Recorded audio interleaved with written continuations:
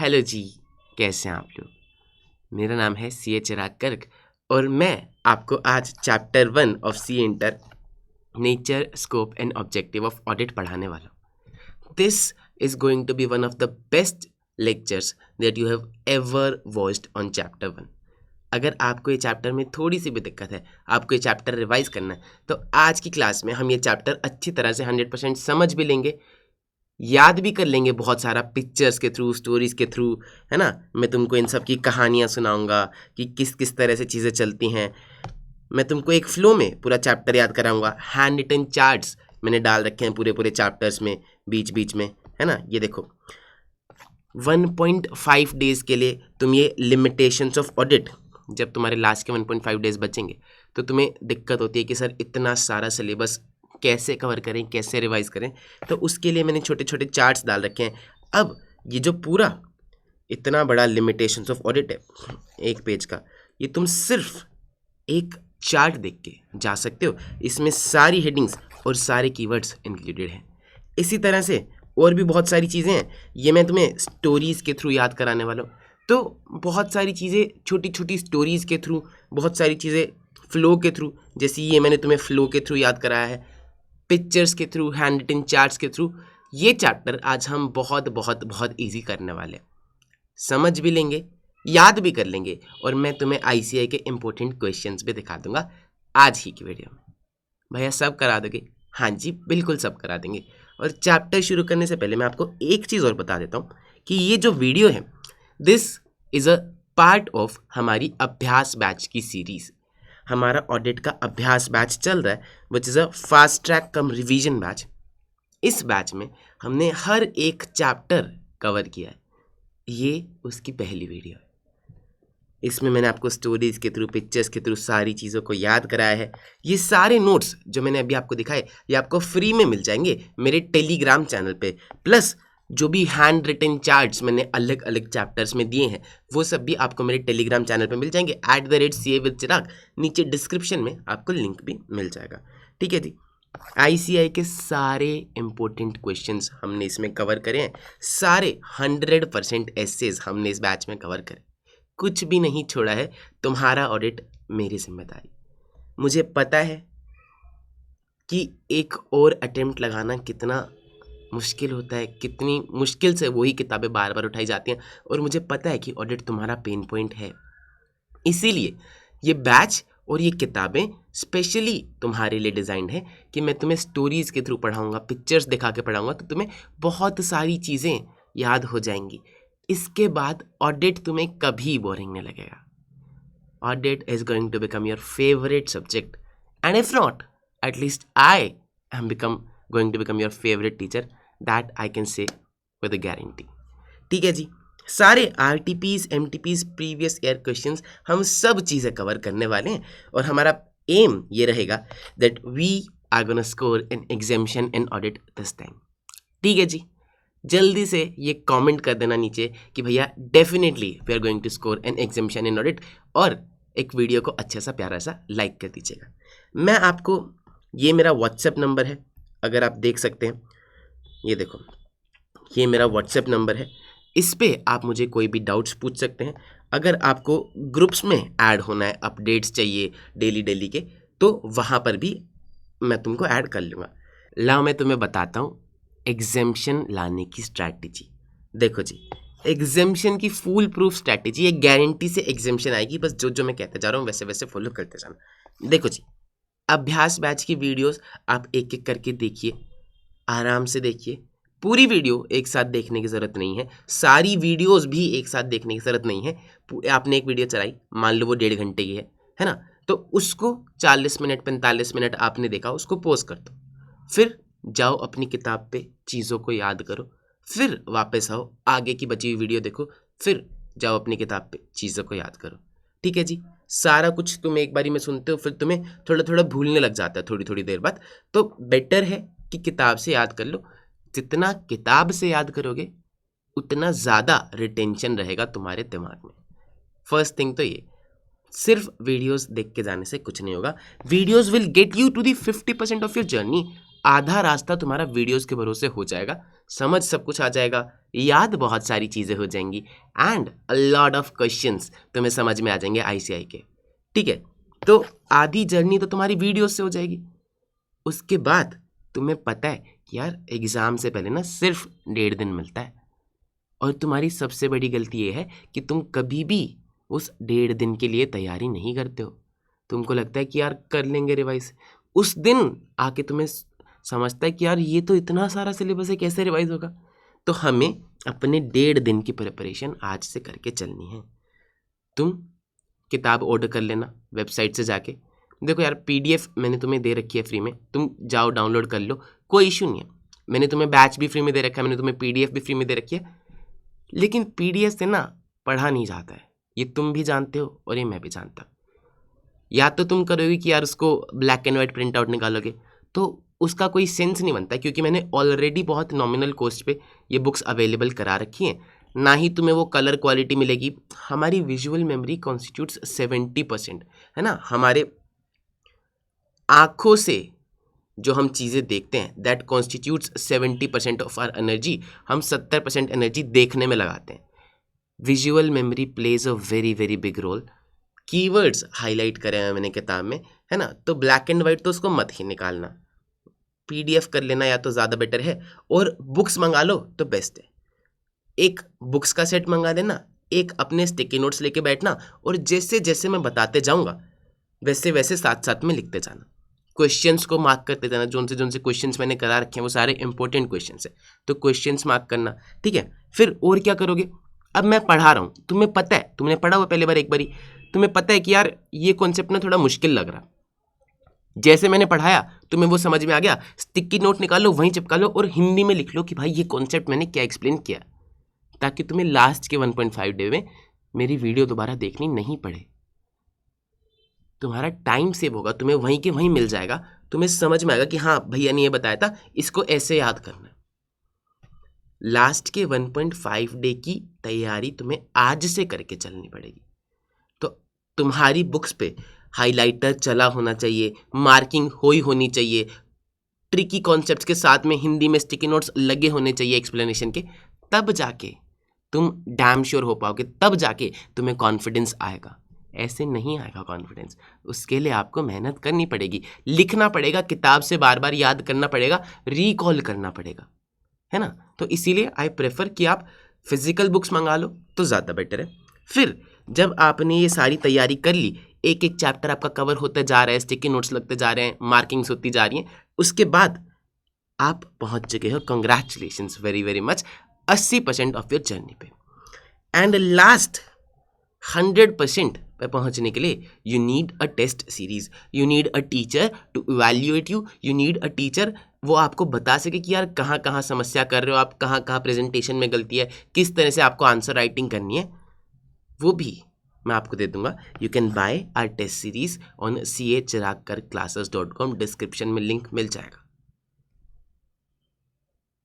Test series नहीं देना is one of your biggest mistakes. बहुत सारे लोग क्या करते हैं कि किसी से भी टेस्ट सीरीज चेक करा लेते हैं, हमारे यहाँ ऐसा नहीं है। या तो तुम्हारी टेस्ट सीरीज मैं चेक करूँगा, या फिर प्रोफेशनल क्वालिफाइड CAs चेक करेंगे, और मैं उसको मॉनिटर करके तुम्हारे पास भेजूँगा।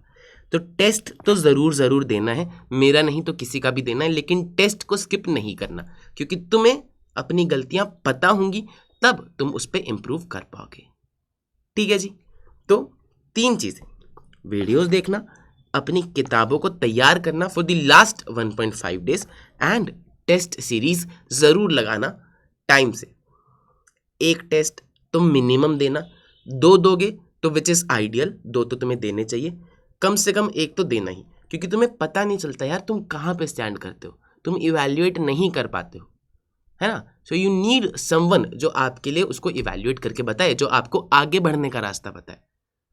सो I very very highly recommend कि भैया सिर्फ वीडियोस देखने से कुछ नहीं होता। देखो मेरे बच्चे, क्लास सारी दुनिया लेती है, वीडियोस सारी दुनिया देखती है, पास सिर्फ 10% बच्चे होते हैं जो 1.5 दिन की तैयारी करते हैं और अपने आप को इवैल्यूएट करते हैं। ठीक है जी, इसी नोट के साथ हम अपने चैप्टर को फटाफट से शुरू करते हैं और आई एम गारंटिंग यू कि आपको बहुत बहुत बहुत मज़ा आने वाला है। ठीक है जी, चलिए शुरू करते हैं।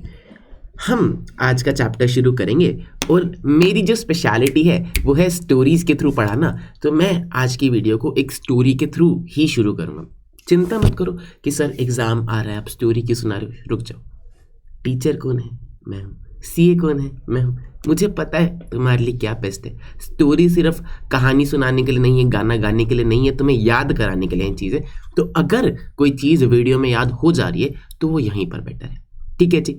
अगर तुमने वीडियो की स्पीड को बहुत ज़्यादा कर रखा है तो उसको कम कर लो, सुनते जाओ मेरी बात को और हम साथ साथ में सारा चैप्टर कर लेंगे। इसमें बहुत सारे चार्ट्स भी हैं, हैंड रिटन चार्ट्स भी हैं जो आपकी किताब में ऑलरेडी इंक्लूडेड हैं। ये देखो, तुम्हें यहीं पर बहुत सारी चीज़ें बहुत अच्छे से समझ में आ जाएंगी, याद हो जाएंगी। तो चिंता करने की ज़रूरत नहीं है, भाई आया है करा के जाएगा। तो सारी चीज़ें तुम मुझ पर छोड़ दो, शांति से बैठ के इस वीडियो को लाइक कर दो और मुझे सुनो। ठीक है जी। एक लड़का था बिल्कुल तुम्हारे जैसा, छोटा सा लड़का था तुम्हारे जैसा, 5वीं 6वीं में कुछ रहा होगा और उसको पढ़ाई करना बिल्कुल पसंद नहीं था, बिल्कुल तुम्हारी तरह। तो पुराने ज़माने की बात है, 100-150 साल पुराने ज़माने की बात है। तो उसने सोचा कि भाई क्या करा जाए, क्या करा जाए, मम्मी पापा को कैसे मना जाए। और किस्मत तो देखो साहब उसकी ऐसी कि उस लड़के के पापा थे टीचर, सरकारी स्कूल के। अब जिसका पिता टीचर हो वो लड़का स्कूल छोड़ने की बात करे तो कैसा लगेगा। तो पिताजी के पास गया, 2 चमाट खा के वापस आया। लेकिन लड़का था साहब जिद्दी और बार बार अपनी जिद पे अड़ा रहा कि नहीं साहब छोड़ूंगा तो मैं स्कूल, मुझसे तो नहीं होगी पढ़ाई। 1 महीना 2 महीना 3 महीने के बाद पिताजी ने कहा कि भाई छोड़ दे, अब क्या इलाज है, मार के देख लिया, समझा के देख लिया, प्यार करके देख लिया, नहीं मानेगा तो छोड़ दे, क्या करेगा, रेडी चलाएगा। कह रही नहीं मैं फिगर आउट कर लूँगा क्या करना है। ठीक है। अब वो लड़का घूम रहा है, सड़कों पे घूमता फिर रहा है, वो देख रहा है कि क्या करना चाहिए, क्या करना चाहिए। तो वो देखता है कि उसके आसपास जितने भी लोग विदेश में गए हुए हैं ना, उनके पास बहुत पैसा है, वो बहुत पैसा भेज रहे हैं। तो कैसे ना कैसे करके उसको विदेश में जाना था। उसने जुगाड़ लगाया, अपने एक रिश्तेदार के पास फ़ोन करा और उस रिश्तेदार ने उसको विदेश में बुला लिया। अब जो लड़का 6ठी क्लास से छोड़ दिया स्कूल, उसको क्या ही नौकरी मिलेगी। तो पेट्रोल पंप पे पेट्रोल भरने की उसको नौकरी मिली। एक देश जिसका नाम था यमन, वहाँ पर जाके वो काम करने लगा। पेट्रोल पंप की नौकरी कर रहा है, कितने ही पैसे मिलेंगे, वही थोड़े बहुत पैसे मिलते थे जिसमें उसका गुजारा होता था। ठीक है। यमन की गवर्नमेंट को एक समस्या आने लगी। यमन की गवर्नमेंट के पास ना कुछ टाइम बाद एक गंभीर समस्या आई। उनको पता चला कि यार उनके गवर्नमेंट के सिक्के, उनके देश के सिक्के कहीं गायब हो रहे हैं और पता नहीं सिक्के कैसे गायब हो रहे हैं। अगर किसी को काला धन इकट्ठा करनी है तो वो नोट करेगा। सरकार ने इन्वेस्टिगेटिव एजेंसी बैठाई, कहा कि भाई पता लगाओ कि कौन आदमी है जो सिक्के चुरा रहा है। इन्वेस्टिगेटिव एजेंसी ने पता लगाया कि आपके सिक्के हैं चांदी के, और जो सिक्के की एक्चुअल वैल्यू है, चांदी की एक्चुअल वैल्यू है, वो सिक्के की वैल्यू से कहीं ज़्यादा है। यानी कि चांदी लगी हुई 3 रुपए की और सिक्का है 1 रुपए का।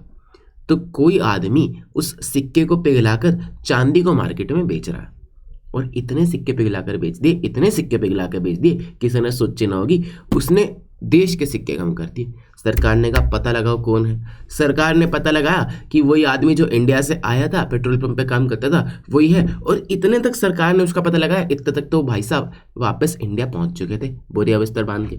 ठीक है जी। वो आदमी कौन था जरा गेस कर पाओगे? कर लिया तो कमेंट सेक्शन में बता दो। वो आदमी था धीरू भाई अंबानी और सारे पैसे लेके वो इंडिया वापस आ गया। अब उसका सपना था दुनिया की सबसे बड़ी कंपनी बनाने का, तो उसको पैसा चाहिए। उसने अपना सारा पैसा बिजनेस में लगाया और बिजनेस चालू करने लगा। लेकिन बिजनेस में आता 10%, 20%, 25%, 50% का रिटर्न। उसको था कि मेरे को तो दुनिया की देश की सबसे बड़ी कंपनी बनानी है, तो मेरे को तो ढेर सारा पैसा चाहिए। तो वो कहाँ जाएगा पैसा लेने? कहाँ जाएगा साहब?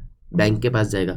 तो बैंक के पास गए अंबानी जी, उनने कहा कि साहब देखो मेरा विजन है देश की सबसे बड़ी कंपनी रिलायंस इंडस्ट्रीज एस्टैब्लिश करने का, प्लीज़ मुझे लोन दे दो। बैंक ने फाइनेंशियल स्टेटमेंट बोली, कह रहा कि हम तुमको 20 लाख का लोन दे देंगे। कह रहा 20 लाख से मेरा क्या होगा रे बाबा, 20-30 करोड़ का तो लोन दे कम से कम। बैंक वाला कह रहा है भाई लंच टाइम हो रहा है, तू जा यहाँ से। अंबानी जी वापस आ गए। उनको पैसा चाहिए था, बहुत सारा पैसा चाहिए था, तो अब क्या करें? या तो रिश्तेदारों से मांगे, लेकिन उनके पास तो इतना पैसा था नहीं। फ्रेंड्स एंड फैमिली, उनके पास इतना पैसा था नहीं। पार्टनर लेके आए, लेकिन ऐसा कौन पार्टनर आएगा जो इतना सारा पैसा लगाएगा? पार्टनर लाने पड़ेंगे तो बहुत सारे पार्टनर लाने पड़ेंगे। तो उन्होंने क्या जुगाड़ लगाया, घर से एक स्टूल उठाया, मार्केट के बीचों बीच सड़क पर रखा और उसके ऊपर खड़े होके चिल्लाने लगे कि सुनो सुनो सुनो गाँव वालों, मैं धीरूभाई अंबानी, मेरा विजन है इस देश की सबसे बड़ी कंपनी बनाने का, और मैं जानता हूं कि तुम्हारे भी कुछ सपने हैं, तुम्हारे भी कुछ एस्पिरेशन है कि तुम्हारे बच्चे अच्छे स्कूल में जाए, तुम्हारे पास भी एक बड़ा घर, बड़ा बंगला, बड़ी गाड़ी हो। तो उन सभी सपनों को पूरा करने के लिए मैं आज यहाँ पर आया हूँ। मैं जानता हूँ कि तुम खुद का बिजनेस नहीं कर सकते, तुम्हारे पास इतना वक्त नहीं, तुम अपने पैसे मुझे दो, मैं तुम्हें अपने बिजनेस में हिस्सेदारी दूंगा। हिस्सा बोले तो शेयर, जब तुम पिज़्ज़ा का शेयर मांगते हो कि भाई थोड़ा सा हिस्सा दे दे, शेयर कर दे मेरे साथ भी पिज़्ज़ा, तो सिमिलरली मैं अपनी कंपनी का हिस्सा, अपनी कंपनी का एक शेयर तुम्हें देता हूँ। तुम्हारी जितनी ऐसी हो, 10 रुपये, 50 रुपये, 100 रुपये, 1000 रुपये, what ever it may be, तुम उतने पैसे लगाओ और 10 का 1000 मैं तुम्हें करके दूंगा। ढेर सारे लोग खड़े थे। पहली बार ऐसा कोई आदमी कह रहा है कि भैया मैं अपने बिजनेस का हिस्सा तुम्हें देता हूं। तो कुछ लोगों ने पैसे लगाए, कुछ लोगों ने पैसे नहीं लगाए। जिन लोगों ने पैसे लगाए, अंबानी जी ने काम करना चालू किया, and the rest is history. तुम्हें पता है कि रिलायंस कहां से कहां आ गई। अब इतने सारे लोग थे, पैसा लगाया था, अंबानी जी ने अपना वादा रखा, सबको पैसा बना के दिया। जो लोग उस दिन सभा में खड़े थे, जिन्होंने पैसा नहीं लगाया, अब उन्हें बहुत समस्या थी कि यार काश हम भी पैसा लगा देते तो आज हम भी अमीर होते। दूसरा, किसको समस्या हो सकती है? रिश्तेदार को नहीं, और किसको होगी? अरे जो मार्केट में कॉम्पिटिटर्स थे, उनको बहुत समस्या थी कि यार ये लड़का हमारे ही बीच में से उठ के पैसे उठा के मार्केट में से और देश की सबसे बड़ी कंपनी बना गया, हम भी तो बना सकते थे। अब नए लोग आने लगे पैसा मांगने के लिए, नए लोग आने लगे पैसा लगाने के लिए। तो मार्केट में डिमांड भी है, सप्लाई भी है, लोग पैसा लगाने लगे। फिर एक आदमी आया जिसका नाम था मिस्टर विजय माल्या। उसने भी पैसा लगाया, उसने भी पैसा उठाया, बोला कि यार तुम मुझे पैसा दो। कहाँ? अंबानी जी के पैसों पे तुम सोच रहे हो? अंबानी जी क्या बेचते हैं? तेल बेचते हैं, कपड़ा बेचते हैं, कॉटन बेचते हैं, मसाले बेचते हैं, ये फालतू फालतू चीज़ें नहीं। हम बेचेंगे दारू। रिपीट रेट 105% कस्टमर का आएगा ही आएगा। फुल मार्जिन में दारू बेचेंगे, एकदम अंबानी से भी 10 गुना कंपनी बढ़ाएंगे। लोगों ने पैसा लगाया, विजय माल्या ने काम करना चालू करा, एक के बाद एक कंपनी बढ़ाने लगा। लेकिन विजय माल्या चोर तो था ही, उसने कुछ पैसा निकाल के बाहर भेजना शुरू किया, लेकिन फाइनेंशियल स्टेटमेंट्स में सब कुछ सही दिख रहा था। लोगों को लग रहा है कि उनके प्रॉफिट्स बढ़ते ही जा रहे हैं, उनका भी सपना बढ़िया होता जा रहा है अमीर बनने का। एक दिन वो सुबह उठते हैं और विजय माल्या दूसरे देश में प्लेन से चले जाते हैं। अब उनके जितने भी सपने थे वो सब धरे के धरे रह गए। विजय माल्या साहब लोगों के पैसे लेके फरार हो गए। ठीक है, तो अब कोई और नया बिजनेसमैन आएगा तो क्या लोग उस पर पैसा लगा पाएंगे? नहीं लगा पाएंगे साहब। क्यों? लेकिन क्या लोग लगाना चाहते हैं? लगाना तो चाहते हैं, लेकिन लगा नहीं पाएंगे। क्यों? क्या हो गया मार्केट में? Trust issues. जेनजी शेफ आता होगा तुम्हें, दिल के करीब होगा। ट्रस्ट इश्यूज आ गए हैं मार्केट में। लोग पैसा तो लगाना चाहते हैं, लेकिन समझ नहीं आ रहा कि भरोसा किस पे किया जाए। तो अब पुराने ज़माने में जब भी कोई समस्या होती थी तो ये रहे वो शेयर होल्डर्स जिनका पैसा डूबा था। देखो इनकी आंखों में आंसू, देखो वो गए हैं गुरुजी के पास। गुरुजी पेड़ के नीचे बैठे थे, उनके पास गए कि गुरुजी त्राहिमाम मदद कीजिए। गुरुजी कह रहे क्या हो गया भाई लोग? उन्होंने सारी कहानी सुनाई और उन्होंने कहा कि भैया मार्केट में भयंकर ट्रस्ट इश्यूज क्रिएट हो गए हैं, अब हम पैसा लगाना चाहते हैं लेकिन समझ नहीं आ रहा किस पे लगाएं। ठीक है, इतने में लोग बात कर ही रहे थे, इतने में ये छोटे अंबानी जी आए। इन्होंने कहा गुरुजी मेरे को भी कुछ समस्या है। गुरुजी कह रहे तेरे को क्या समस्या भाई? तेरी तो बहुत बढ़िया कंपनी चल रही है, तेरा तो सब चल रहा है, तेरे पास तो पैसे भी, तेरे को क्या? कह रहे कि गुरुजी मेरी बहुत बड़ी कंपनी है, मैं मान गया, लेकिन अलग अलग गली शहर में मेरी कंपनियां हैं, किस पे भरोसा करा जाए, किस पे नहीं। वो सारे मैनेजर्स को मैं रोज नहीं देख सकता, वो सारे मैनेजर्स मुझे सिर्फ फाइनेंशियल स्टेटमेंट्स भेजते हैं। अगर वो लोग भी पीछे से पैसा निकाल के अगर कहीं भेज रहे होंगे तो मुझे कैसे पता चलेगा? किसी दिन वो तो फ्रॉड करके चला जाएगा, लोग गर्दन मेरी पकड़ लेंगे कि अंबानी जी तुमको पैसा दिया था, तुमने डुबो दिया। तो मैं क्या करूं? मैं भी किस मैनेजर पे ट्रस्ट करूं, किस पे नहीं करूं? फिर इतने में बात चली रही थी, एक नया बिजनेसमैन आता है, भागा भागा भागा भागा भागा भागा कि गुरुजी गुरुजी गुरुजी मुझे भी कुछ समस्या है। कह रहे हाँ हाँ हमें पता है कि भाई पैसा नहीं मिल रहा। कह रहे नहीं, अरे इनसे तो मैं पैसा मांग ही नहीं रहा, शेयर होल्डर से, मैं तो बैंक से पैसा लेने गया था। वो कह रहा अब तो हम भी पैसा देते, तुम अगर फाइनेंशियल स्टेटमेंट झूठी लाए होगे तो तुम भी पीछे से पैसा निकाल के कहीं भेज रहे होगे तो हम क्या करेंगे? कह रहे यार ये तो भयंकर समस्या हो गई, है ना। तो अब क्या करा जाए? अगर कोई ऐसा आदमी आए जो कि ऑडिट भी जानता हो, टैक्स भी जानता हो, अकाउंट्स भी जानता हो, हर एक चीज जानता हो, तो सबकी समस्या सॉल्व हो जाएगी। वो आदमी अगर चेक करके बता दे कि भैया कंपनी के फाइनेंशियल स्टेटमेंट्स एकदम सही है, तो समस्या सॉल्व हो जाएगी, है ना जी। अब ऐसा आदमी आ भी जाएगा तो भी एक समस्या रह जाएगी। मान लो शेयर होल्डर्स ने एक चार्टर्ड अकाउंटेंट को अंबानी जी की ऑडिट करने भेजा। अब वो अंबानी जी की ऑडिट कर रहा है, उसको मिला 100 करोड़ का फ्रॉड। ऑडिटर आ रहा है शेयर होल्डर के पास, चलते चलते चलते चलते चलते चलते कि भैया मैं तुम्हें बताता हूँ अंबानी जी ने फ्रॉड किया। अंबानी जी ने उसको साइड में लिया, कह रहे इधर क्या कर रहा तू? कह रहा मैं फ्रॉड बताने जा रहा हूँ, वही तो मेरा काम है। कह रहा ये नौकरी प्यारी नहीं क्या तेरे को? बाल बच्चे स्कूल जाते हैं, पसंद नहीं आ रहे क्या तेरे को? क्या करेगा शेयर होल्डर फ्रॉड बता के चलते रहा। थाईलैंड का ट्रिप प्लान कराते हैं, चल चल। कुछ नहीं रखा बाबू इन फ्रॉड व्रॉड में, अगले साल का बोनस ले, मौज मार। अगर उसको नौकरी से निकालने की धमकी दी जाएगी, अगर उसको थाईलैंड की ट्रिप का लालच दिया जाएगा, उसको उसके बच्चों के स्कूल की फीस का वास्ता दिया जाएगा, तो वो आदमी क्या करेगा? नौकरी ही बचाएगा ना, तुमको फ्रॉड थोड़ी बताएगा। तो ऑडिटर साहब होना चाहिए इंडिपेंडेंट, कंपनी का आदमी नहीं होना चाहिए, बाहर का आदमी होना चाहिए। बात समझ में आती है? तो एक ऐसा आदमी हो जो एक्सपर्ट हो, उसको हम बोलेंगे ऑडिटर। वो चेक करके बताएगा, और बहुत ज़रूरी है कि वो आदमी हो बाहर का आदमी, कंपनी का आदमी नहीं हो। बात समझ में आती है? तो अब अगर ऑडिटर चेक करके बता देगा तो क्या शेयर होल्डर्स की समस्या सॉल्व हो जाएगी? जी, उनको कॉन्फिडेंस आ जाएगा कि भैया सीए साहब ने चेक करा है। क्या अंबानी जी की समस्या सॉल्व हो जाएगी कि हाँ उनके सारे एम्प्लॉइज पे वो ट्रस्ट कर पाएंगे? क्या नए बिजनेसमैन की समस्या सॉल्व हो जाएगी? हाँ, क्योंकि अब बैंक वाले और उधार देने वाले भी विश्वास कर पाएंगे कि फाइनेंशियल स्टेटमेंट्स सही हैं। बात समझ में आती है? तो लाओ देखो, मैं तुम्हें पढ़ाता हूँ बेनिफिट्स ऑफ ऑडिटिंग, और अब तुम्हें समझ में आएगा कि वो कहानी का क्या फायदा था। बेनिफिट्स ऑफ ऑडिटिंग, सबसे पहले शेयर होल्डर की समस्या सॉल्व होगी कि क्या it gives confidence to the user, कि जिस इंफॉर्मेशन पे वो रिलाई कर रहे हैं वो क्वालिटी वाली है, उसमें कोई गलती नहीं है। क्वालिटी वाली कैसे है? क्यों? क्योंकि ऑडिट एक इंडिपेंडेंट मैकेनिज्म है, ऑडिटर कंपनी का बंदा नहीं है। तो अगर वो बोल रहा है तो उसके बोलने से लोगों का इंटरेस्ट बच रहा है, सेफ गार्ड हो रहा है। ठीक है। नए बिजनेसमैन की, अंबानी जी की क्या समस्या थी? एम्प्लॉइज पे भरोसा नहीं कर पाते, तो अब it will act as a moral check on employees. अब एम्प्लॉइज डरेंगे, फ्रॉड नहीं करेंगे, क्योंकि उन्हें पता है कि ऑडिटर साहब आएंगे और कल को हम पकड़े जा सकते हैं। नए बिजनेसमैन की क्या समस्या थी कि बैंक वाले लोन नहीं देते, तो अब इनकी समस्या भी सॉल्व हो जाएगी। क्यों? क्योंकि audited financial statements can be relied upon bye lenders and bankers.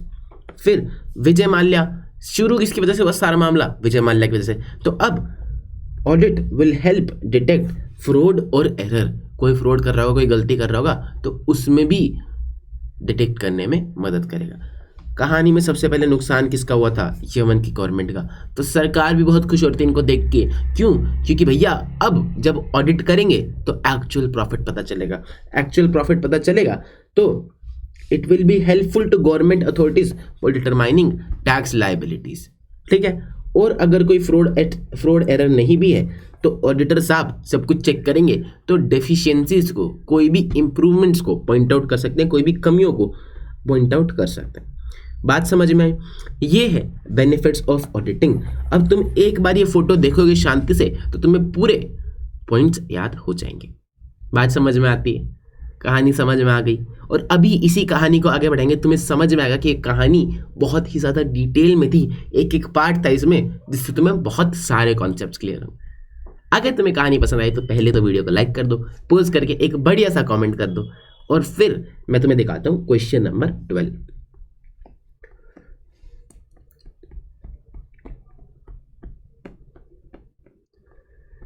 देखो जी, क्वेश्चन 12 क्या बोलता है कि ऑडिटर की कोई जिम्मेदारी नहीं है to perform any audit procedures regarding the financial statement after the date of auditors report.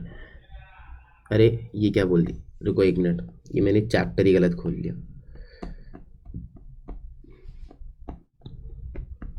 देखो जी, क्वेश्चन नंबर 12, ये इतने बड़े बड़े क्वेश्चन हैं, ठीक है, लेकिन आखिर में आके वो क्या पूछता है, advice regarding advantages of getting accounts audited. अगर आप ये नहीं भी पढ़ोगे तो भी आपको समझ में आएगा कि वो क्या बोल रहा है, advice regarding advantages of getting accounts audited. मैं तुम्हें कहानी सुना देता हूँ, दोनों ही क्वेश्चन में एक कहानी है। कह रहा है कि एक बंदा है, उसकी बड़ी सी कंपनी है, उसने बैंक से कैश क्रेडिट लिमिट ले रखी है 5 करोड़ की, उसकी कंपनी की टोटल टर्नओवर है 50 करोड़ की, वो आउट ऑफ इंडिया है, तो उसे डर लग रहा है कि भैया मेरे बिजनेस कैसे मैनेज होगा, मेरा बिजनेस कहीं लॉसेज में ना चला जाए। तो लोग उसको एडवाइस कर रहे हैं कि भैया ऑडिट करा ले। फिर वो आपसे पूछता है advice regarding getting advantages of accounts audited, कि अकाउंट्स ऑडिट करने के क्या बेनिफिट्स हैं, क्या एडवांटेज हैं। ये सारी एडवांटेजेस हैं जो अभी आपने पढ़ी, ठीक है जी। तो क्वेश्चन इतना बड़ा आपको पढ़ने की ज़रूरत थी ही नहीं, अगर आप सिर्फ लास्ट लाइन पढ़ते तो आपको समझ में आ जाता। और ऑडिट में क्वेश्चन पेपर की ट्रिक ही यही है कि यार पहले एक बारी लास्ट की 2-3 लाइनें पढ़ के देखो, वहीं से तुम्हें पता चल जाएगा कि भैया क्वेश्चन क्या कहना चाह रहा है, क्या पूछना चाह रहा है। ऊपर की चीज़ तुम पढ़ते हो ना, कंफ्यूज कर देता वो तुम्हें, फिर तुम्हें लगता है कि ये क्वेश्चन नहीं बन रहा। क्वेश्चन तो बन रहा है, तुम्हारी नज़रों के सामने था, लेकिन तुमने पढ़ना गलत तरीके से चालू किया, तुमने ऊपर से पढ़ना चालू किया। पहले नीचे से पढ़ो, तुम्हें अगर क्वेश्चन मिल जाए तो तुम्हें उसको अपने दिमाग में बैठा लो और फिर ढूंढो कि भैया ऊपर की स्टोरी में कुछ एक्स्ट्रा पूछ रखा है क्या जो इस क्वेश्चन में मेरे को बताना है। बात समझ में आई? लाओ बढ़ते हैं आगे। कह रहे हैं पर्पस क्या है ऑडिट का, पर्पस क्या है ऑडिट का। Purpose of audit is to enhance the degree of confidence by the expression of an opinion. लोगों का कॉन्फिडेंस बढ़ाना। कैसे? ऑडिटर साहब ओपिनियन देंगे तो लोगों का कॉन्फिडेंस बढ़ेगा। Whether financial statement are prepared in all material respect in accordance with AFRF। ठीक है जी। मिस स्टेटमेंट्स क्या होती हैं? मिस स्टेटमेंट होता है जो हुआ और जो होना चाहिए था उसके बीच के डिफरेंस को हम बोलते हैं मिस स्टेटमेंट। आप अकाउंट्स पढ़ते हो, अकाउंट्स में गलती हो सकती है सिर्फ 4 तरीके की, ACPD, amount, classification, presentation and disclosure. तो आपके अमाउंट में जो आपने रिपोर्ट किया और जो होना चाहिए था अगर उसमें डिफरेंस है, आपने दिखाया 5 लाख, होना चाहिए था 50 लाख, उसमें डिफरेंस है तो उसको बोलते हैं मिस स्टेटमेंट यानी कि गलती। क्लासिफिकेशन, रेवेन्यू का कैपिटल, कैपिटल का रेवेन्यू कर दिया। प्रेजेंटेशन, आपने इक्विटी लायबिलिटी को नीचे दिखा दिया। डिस्क्लोजर, आपने कोई चीज बताई नहीं, बताई तो आधी अधूरी बताई। तो जो हुआ और जो होना चाहिए था उसके बीच के डिफरेंस को हम लोग बोलते हैं मिस स्टेटमेंट। ठीक है जी। देखो अब हम एक एक करके पढ़ना चालू करते हैं। Meaning and nature of auditing. Audit क्या है? एक इंडिपेंडेंट मैकेनिज्म है ऑफ फाइनेंशियल इंफॉर्मेशन। इंडिपेंडेंट आपको समझ में आ गया कि बाहर का बंदा होना चाहिए। किसका एग्जामिनेशन करता है? फाइनेंशियल स्टेटमेंट्स का। कौन सी फाइनेंशियल स्टेटमेंट? चाहे वो प्रॉफिट वाली हो चाहे वो नहीं हो। आप मेरी वीडियो देखने के बाद, चैप्टर 1 करने के बाद यूट्यूब पे बहक गए, आपने कोई और वीडियो क्लिक करी, उस पर आया कि भैया ऐड आने लगी वीडियो से पहले कि सर ये वाला जो लड़का है इसके हाथ पैर नहीं है, या फिर ये बीमार है, या फिर जो गाय है इसका एक्सीडेंट हो गया, इसके इलाज के लिए हमें कुछ पैसे चाहिए, आप हमें प्लीज़ पैसे दे दीजिए। आपका छोटा सा दिल पिघल गया, आइसक्रीम से भी पहले पिघल जाता है। आपने अपनी नन्ही सी पॉकेट मनी से उसको ढेर सारा कंट्रीब्यूशन दे दिया। अब आपके जैसे 50,000 बच्चे थे, सभी ने थोड़ा थोड़ा करके कंट्रीब्यूशन दिया, उसके पास 5 करोड़ रुपए इकट्ठे हो गए। अब उसके मन में लालच आ गया, कह रहा है क्या इलाज विलाज क्या कराना, वो भी उड़ के दूसरे देश चला गया। तो आपको बुरा लगेगा कि आपने अपने आइसक्रीम के पैसों से उसको डोनेशन दी थी और वो आपके पैसे लेके मजे कर रहा है, आपके पैसे से आप मजे नहीं कर रहे। तो इसका क्या सोल्यूशन है साहब, इसका भी ऑडिट करा लो। जहाँ जहाँ पैसा इन्वॉल्व है, जहाँ जहाँ फाइनेंशियल इन्फॉर्मेशन है, वहाँ वहाँ आप ऑडिट करा सकते हो। ज़रूरी नहीं है कि हम सिर्फ कंपनी का ही ऑडिट कराएंगे, चाहे प्रॉफिट वाली हो, चाहे नॉट फॉर प्रॉफिट वाली हो, चाहे छोटी हो चाहे बड़ी हो, चाहे लीगल फॉर्म कोई भी हो, कंपनी, पार्टनरशिप फॉर्म, प्रोप्राइटरशिप, कुछ भी हो। When such an examination is conducted with a view to expressing an opinion thereon, क्या होता है? Audit is an independent examination of financial information of an entity when such an whether profit oriented or not, and irrespective of its size or legal form, when such an examination is conducted with a view to express an opinion thereon. This is the definition of auditing. ठीक है जी। देखो साहब, auditor कैसे ensure करेगा, auditor कैसे ensure करेगा कि financial statements किसी को मिसलीड नहीं कर रही। ये चार देखो, 11वीं में तुम क्या करते थे? अकाउंट्स बनाते थे, ठीक है, फाइनेंशियल स्टेटमेंट्स बनाते थे, तुम्हारे टीचर जी चेक करते थे। तो वो चेक ही तो कर रहे हैं, ऑडिट ही तो कर रहे हैं। वो कैसे चेक करते थे कि आपको पूरे नंबर मिलने चाहिए कि नहीं?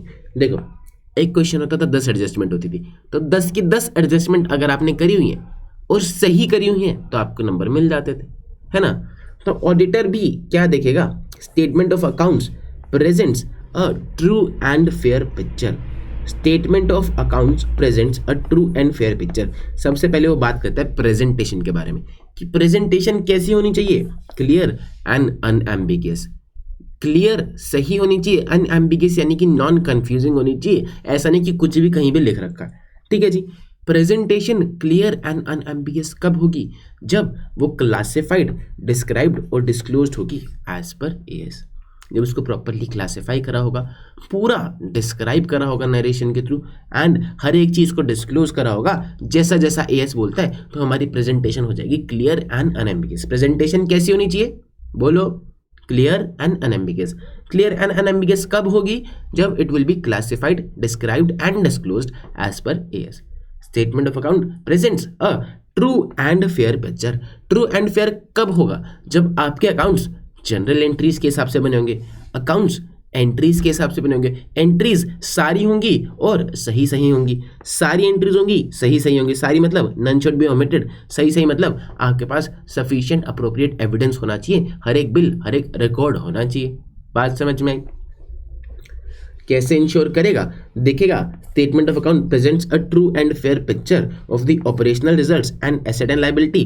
ट्रू एंड फेयर कब होगी? प्रेजेंटेशन कब होगी? प्रेजेंटेशन कैसी होनी चाहिए? Clear and unambiguous. कब होगी? जब it will be classified, described and disclosed as per AS, तब होगी presentation clear and unambiguous. True and fair picture कब होगी? जब अकाउंट्स एंट्रीज के हिसाब से बने होंगे, एंट्रीज सारी होंगी यानी कि कोई भी ओमिट नहीं होगी, एंड सही सही होंगी। आपके पास सफिशिएंट अप्रोप्रिएट एविडेंस होना चाहिए, आपके पास सफिशिएंट अप्रोप्रिएट एविडेंस होना चाहिए। बात समझ में आई? अब देखो साहब,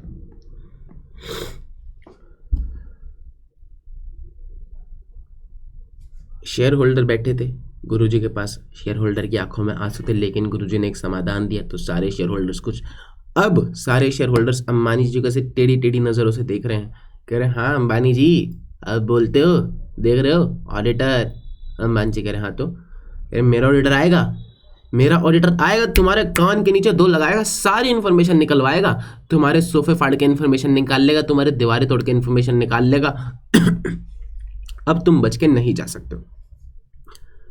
अब अंबानी जी को लगने लगा डर। तुमने देखी है वो पिक्चरें, शादी में जरूर आना, ठिकरा के मेरा प्यार मेरा इंतकाम देखेगी। वो आज जाता है, सारी तहस नहस कर देता है, सारी सोफे वोफे फाड़ देता है, सब कुछ उल्टा सीधा कर देता है इन्फॉर्मेशन निकालने के चक्कर में। अंबानी जी ने गुरुजी के पैर पकड़ लिए कि गुरुजी फ्रॉड करा विजय माल्या ने, मैं तो अपना काम कर रहा हूँ, परसों ही नए सोफे डलवाए हैं, वो फाड़ देगा आके सारे, तो मैं कैसे काम करूँगा? गुरुजी मेरे तो इतना बजट नहीं, गुरुजी माफ कर दो, गुरुजी ऐसा मत करो गुरुजी। गुरुजी कहते हैं थम जा भाई, जो तुम पिक्चरों में देखते हो वो ऑडिट नहीं होता, वो होता है इन्वेस्टिगेशन। इन्वेस्टिगेटर के पास पावर होती है जबरदस्ती इन्फॉर्मेशन निकलवाने की, कसम खिलवाने की, सोफे वोफे फाड़ के देखने की। ऑडिटर तो आएगा तुझसे प्यार से बात करेगा, सारी इंफॉर्मेशन मांगेगा और फिर अपनी एक ओपिनियन देगा। इन्वेस्टिगेशन करी जाती है एक स्पेसिफिक पर्पस के साथ, जब हमें ऑलरेडी शक है कि भैया फ्रॉड हुआ ही है, अब हम ढूंढना चाहते हैं कि कितने अमाउंट का और किसने किया है। ऑडिट तो एक जनरल एग्जामिनेशन है जहाँ पे हम सोच के ही जाते हैं कि सब कुछ सही ही होगा, फिर भी हम एक बारी देख लेते हैं, अगर कुछ गड़बड़ी मिली तो हम बता देंगे। ठीक है जी। तो उन्होंने कहा कि चिंता मत कर, इन्वेस्टिगेशन करी जाती है एक प्री कंसीव्ड नोशन के साथ। Audit is never started with a preconceived notion. Audit versus investigation कह रहा है, ऑडिट इन्वेस्टिगेशन से अलग है। इन्वेस्टिगेशन क्या है? एक critical examination with a special purpose. तुम्हारी किताब में एक क्वेश्चन है कि एक फलानी कंपनी में आग लग गई, इंश्योरेंस कंपनी ने तुम्हें भेजा है ये देखने के लिए कि भैया उसका स्टॉक देख क्या कितना था, कितनी वैल्यू उसके स्टॉक की बनती है। अब तुम एग्जामिन कर रहे हो अकाउंट्स को सिर्फ ये देखने के लिए कि स्टॉक की वैल्यू कितनी थी, कितना स्टॉक बिक गया था, कितना स्टॉक पड़ा था, तो that is examination with a special purpose, तो वो इन्वेस्टिगेशन में आएगा। अभी क्वेश्चन पढ़ा के दिखा देता हूँ। इन्वेस्टिगेशन कब करी जाती है? जब फ्रॉड सस्पेक्ट होता है कि यार शक है, फ्रॉड एग्जिस्ट करता है कि नहीं करता, हम चेक करने के लिए इन्वेस्टिगेशन कराते हैं। ऑडिट का ऑब्जेक्टिव क्या है? तसल्ली लेना और तसल्ली देना। ऑडिट का क्या ऑब्जेक्टिव है? तसल्ली लेना और तसल्ली देना। तसल्ली लेना टू ऑब्टेन रीजनेबल एश्योरेंस की फाइनेंशियल स्टेटमेंट सही है, और फिर तसल्ली देना एक रिपोर्ट लिख के देना ताकि तुम सबको भी, शेयर होल्डर्स को भी कॉन्फिडेंस आ जाए। बात समझ में आई? Audit is never started with a preconceived notion. फिर स्कोप, प्री कंसीव्ड नोशन मतलब पहले से बनाई गई धारणा के साथ ऑडिट स्टार्ट नहीं किया जाता है। Scope of audit is general and broad, whereas scope of investigation is specific and narrow. Audit सब कुछ कवर करता है, इन्वेस्टिगेशन कम कम चीज़ें कवर करती है। इन्वेस्टिगेशन में result from prima facie findings of the auditor. Auditor को जहाँ जहाँ पहली बार गड़बड़ी लगी, कुछ फाइंडिंग्स आई, वहाँ वहाँ की इन्वेस्टिगेशन मैनेजमेंट अगर चाहे तो कराई जा सकती। बात समझ में आई? ठीक है, ला क्वेश्चन पढ़ के दिखाता हूं मैं तुम्हें। Question number 8। Question number 8। A huge fire broke out in Noida plant of केटे लिमिटेड। बहुत बड़ी आग लग गई। Plant asset compromising building machinery, comprising of building machinery, inventory insure करा रखी थी एक इंश्योरेंस कंपनी से। कंपनी ने इंश्योरेंस सर्वेयर को भेजा और एक सीए को अपॉइंट किया to verify books of account, financial records of the company and circumstances surrounding the losses. उसको बोला गया कि भैया एक जल्दी से रिपोर्ट दे दो। तो अब सीए की रिपोर्ट किस नेचर में है ये बता रहा है कि ऑडिट तो साहब एक इंडिपेंडेंट एग्जामिनेशन होता है। पूरी डेफिनेशन दे दी, वेदर प्रॉफिट ओरिएंटेड और नॉट इररिस्पेक्टिव साइज और लीगल फॉर्म। ये कोई ऑफिशियल इन्वेस्टिगेशन नहीं है। Audit is distinct from investigation. Investigation होती है critical examination with a special purpose, जो कि वो यहाँ पर कर रहा है। क्रिटिकल एग्जामिनेशन कर रहा है और उसका पर्पस क्या है? ये पता लगाना कि स्टॉक सही था कि नहीं था, बुक्स सही है, स्टॉक्स सही दिख रहे थे कि नहीं दिख रहे थे, कितनी वैल्यू के स्टॉक्स थे। ठीक है जी। तो इस केस में सीए को अपॉइंट किया गया है for verification of books, financial records and circumstances surrounding the losses. ये एक स्पेसिफिक ऑब्जेक्टिव है, जेन्युइननेस ऑफ लॉस देखने के लिए। तो कंक्लूजन क्या? Work perform by CA is in the nature of investigation.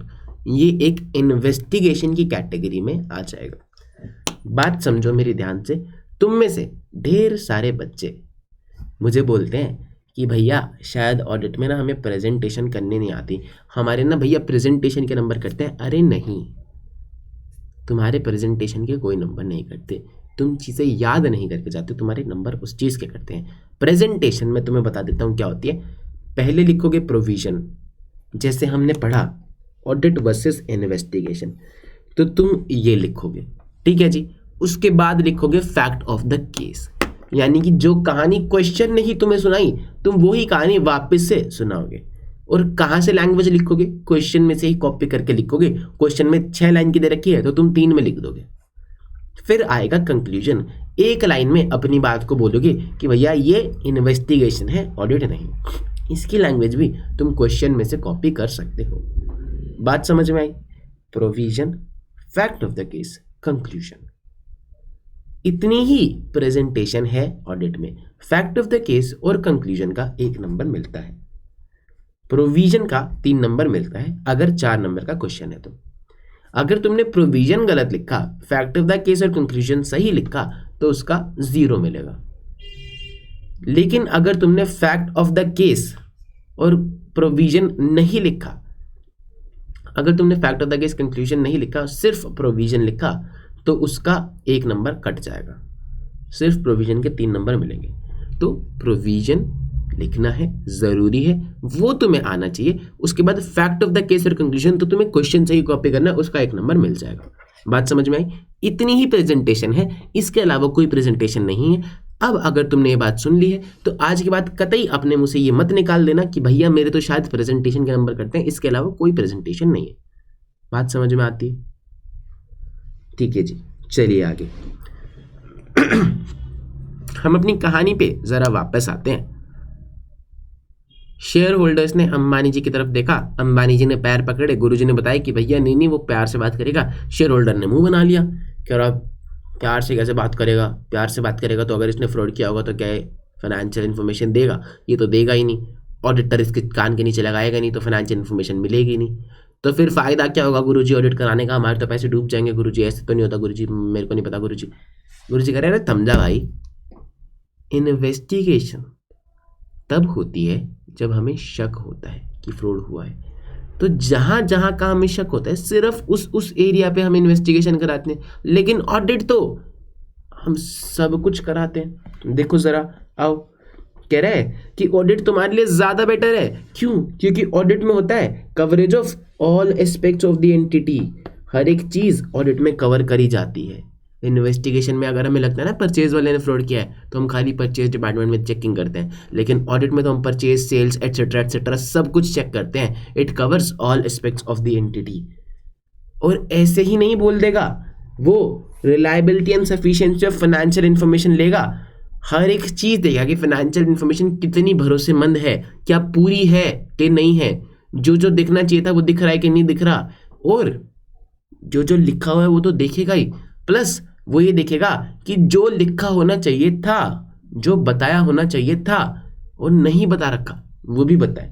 Proper disclosure of financial information भी वो देखेगा। बात समझ में आई? सारे एस्पेक्ट्स को कवर करेगा। इंफॉर्मेशन की रिलायबिलिटी और सफिशिएंसी देखेगा। कैसे देखेगा? बिल से, वाउचर से, रिकॉर्ड से, डॉक्यूमेंट से, हर एक चीज़ वो चेक करेगा, टेस्ट करेगा, इंक्वायरी करेगा, प्रोसीजर करेगा। फिर प्रॉपर डिस्क्लोजर कि जो इन्फॉर्मेशन बताई होनी चाहिए थी वो भी बताई है कि नहीं बताई है देखेगा। ठीक है जी, अपने माइंड में रखिएगा स्टैट्यूटरी रिक्वायरमेंट्स। जैसे कि एक स्टैट्यूटरी रिक्वायरमेंट थी कि आपके डायरेक्टर को 11% से ज़्यादा सैलरी नहीं मिल सकती है प्रॉफिट के, तो ये एक स्टैट्यूटरी रिक्वायरमेंट है, इसका ध्यान में रखेगा। कारों के अंदर जितनी सारी स्टैट्यूटरी रिक्वायरमेंट्स होती है उन सब का ध्यान में रखेगा। कंपनीज एक्ट बोलता है कि फलाना फलाना फलाना चीज़ डिस्क्लोज करनी है, रिलेटेड पार्टी चीज़ें डिस्क्लोज करनी है, तो हर एक चीज़, कंटिजेंट लायबिलिटी डिस्क्लोज करनी है, हर एक चीज़ वो देखेगा कि डिस्क्लोज होनी चाहिए। ठीक है जी। फिर इवैल्यूएट करेगा selection and consistent application of accounting policies, कि कंपनी ने कौन सी अकाउंटिंग पॉलिसी चूज करी है, उसके पीछे का पर्पस क्या था। पर्पस ये था कि फेयर प्रेजेंटेशन होनी चाहिए, कि पर्पस ये था कि भैया प्रॉफिट बढ़ना चाहिए। एयरलाइंस इंडस्ट्री में अगर एसएलएम सही बैठता है तो कंपनी सिर्फ अपने प्रॉफिट बढ़ाने के लिए कहीं WDV तो इस्तेमाल नहीं कर रही, ऑडिटर ये चेक करेगा। और साल दर साल सेम अकाउंटिंग पॉलिसीज सेलेक्ट होनी चाहिए, ऑडिटर ये भी देखेगा। बात समझ में आती है? ठीक है जी। ऑडिटर क्या नहीं देखेगा? देखो, ऑडिटर सब कवर करेगा, लेकिन इसका मतलब ये नहीं कि आप उससे पूछने लग जाओ कि साहब ये बिल्डिंग की वैल्यू कितनी है, क्या लगता है कितना टाइम ये मशीनरी चलेगी, एटसेट्रा एटसेट्रा। हम वो चीज़ें परफॉर्म नहीं कर सकते जो outside the domain of our competence है। बात समझ में आती है? जो हम सीखते हैं क्या, बिल्डिंग की वैल्यू लगाना। एक क्वेश्चन है तुम्हारी किताब में, वो बोलता है कि भैया एक आदमी ने कंपनी का शेयर खरीद लिया, कह रहा है क्योंकि ऑडिटेड फाइनेंशियल स्टेटमेंट सीए साहब ने साइन करे हुए हैं तो अब तो मेरा पैसा डूबेगा ही नहीं, गारंटी है गारंटी। तो ऐसा है क्या? हम शेयर प्राइस के ऊपर कोई तसल्ली नहीं देते कि शेयर प्राइस ऊपर होगा कि नीचे होगा, ये हमारी कॉम्पिटेंस के बाहर है। बात समझ में आती है? जैसे कि फिजिकल कंडीशन देखना एसेट्स की, लाइफ देखना बिल्डिंग की, ये सब चीज़ें ऑडिटर नहीं करेगा। फिर डॉक्यूमेंट सच्चा है कि झूठा है, ऑडिटर ये नहीं पता लगा सकता है। हम फोरेंसिक चीज़ें नहीं कर रहे हैं, हमारे सिलेबस में नहीं है कि भैया जीएसटी के कौन सा बिल सच्चा है कौन सा बिल झूठा है। और ऑडिट कोई ऑफिशियल इन्वेस्टिगेशन भी नहीं है, उसके पास कोई स्पेसिफिक लीगल पावर भी नहीं है, वो गीता पे हाथ रख के कसम भी नहीं खिला सकता, विटनेस और ओथ भी नहीं कर सकता। बात समझ में आई? तो क्या चीज़ें कवर होंगी, क्या चीज़ें कवर नहीं होंगी। लाओ क्वेश्चन नंबर 6 मैं तुम्हें पढ़ा देता हूँ। कह रहा लाल जी भाई ने परचेज करे शेयर्स ऑफ ए कंपनी जो कि एनएससी पे लिस्टेड थी। Audited financial statement of company provide picture of healthy performance, turnover भी बढ़िया है, डेट भी कम है, प्रॉफिट भी बढ़िया है। लाल जी भाई तो एकदम शांति से बैठ गए, कह रहा उसका पैसा तो एकदम सेफ है और कोई चांसेस नहीं है पैसा डूबने का। क्यों? Do audited results and audit report of company provide assurance to such investor like Lal ji भाई? क्या ऑडिट करने से शेयर प्राइस पे कोई तसल्ली मिलती है? क्या नहीं मिलती है। ये हमारी outside the domain of competence है। क्या लाल जी भाई की थिंकिंग करेक्ट है? अरे नहीं भैया। ठीक है, तो आप पहले बता के आओगे कि हम वो ड्यूटीज परफॉर्म नहीं करते जो outside the domain of our competence है। फिर क्योंकि इसने कहानी सुनाई तो आप क्या करोगे? फैक्ट ऑफ द केस और कंक्लूजन लिखोगे। बात समझ में? तो यहाँ पर फैक्ट ऑफ द केस लिखा नहीं हो, लेकिन आप लिख के आओगे कि लाल जी भाई ने पैसा लगाया, वो सेटिस्फाइड है। फिर कंक्लूजन कि भैया ऑडिट अश्योरेंस नहीं देती है regarding safety of his money. Share price तो 50 चीज़ों से अफेक्ट होता है, तो लाल जी भाई की थिंकिंग करेक्ट नहीं है। बात समझ में आती है?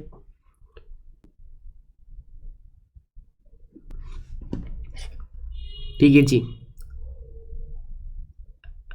स्कोप ऑफ ऑडिट, ऑडिट क्या कवर करेगा, ऑडिट क्या कवर नहीं करेगा। ठीक है जी।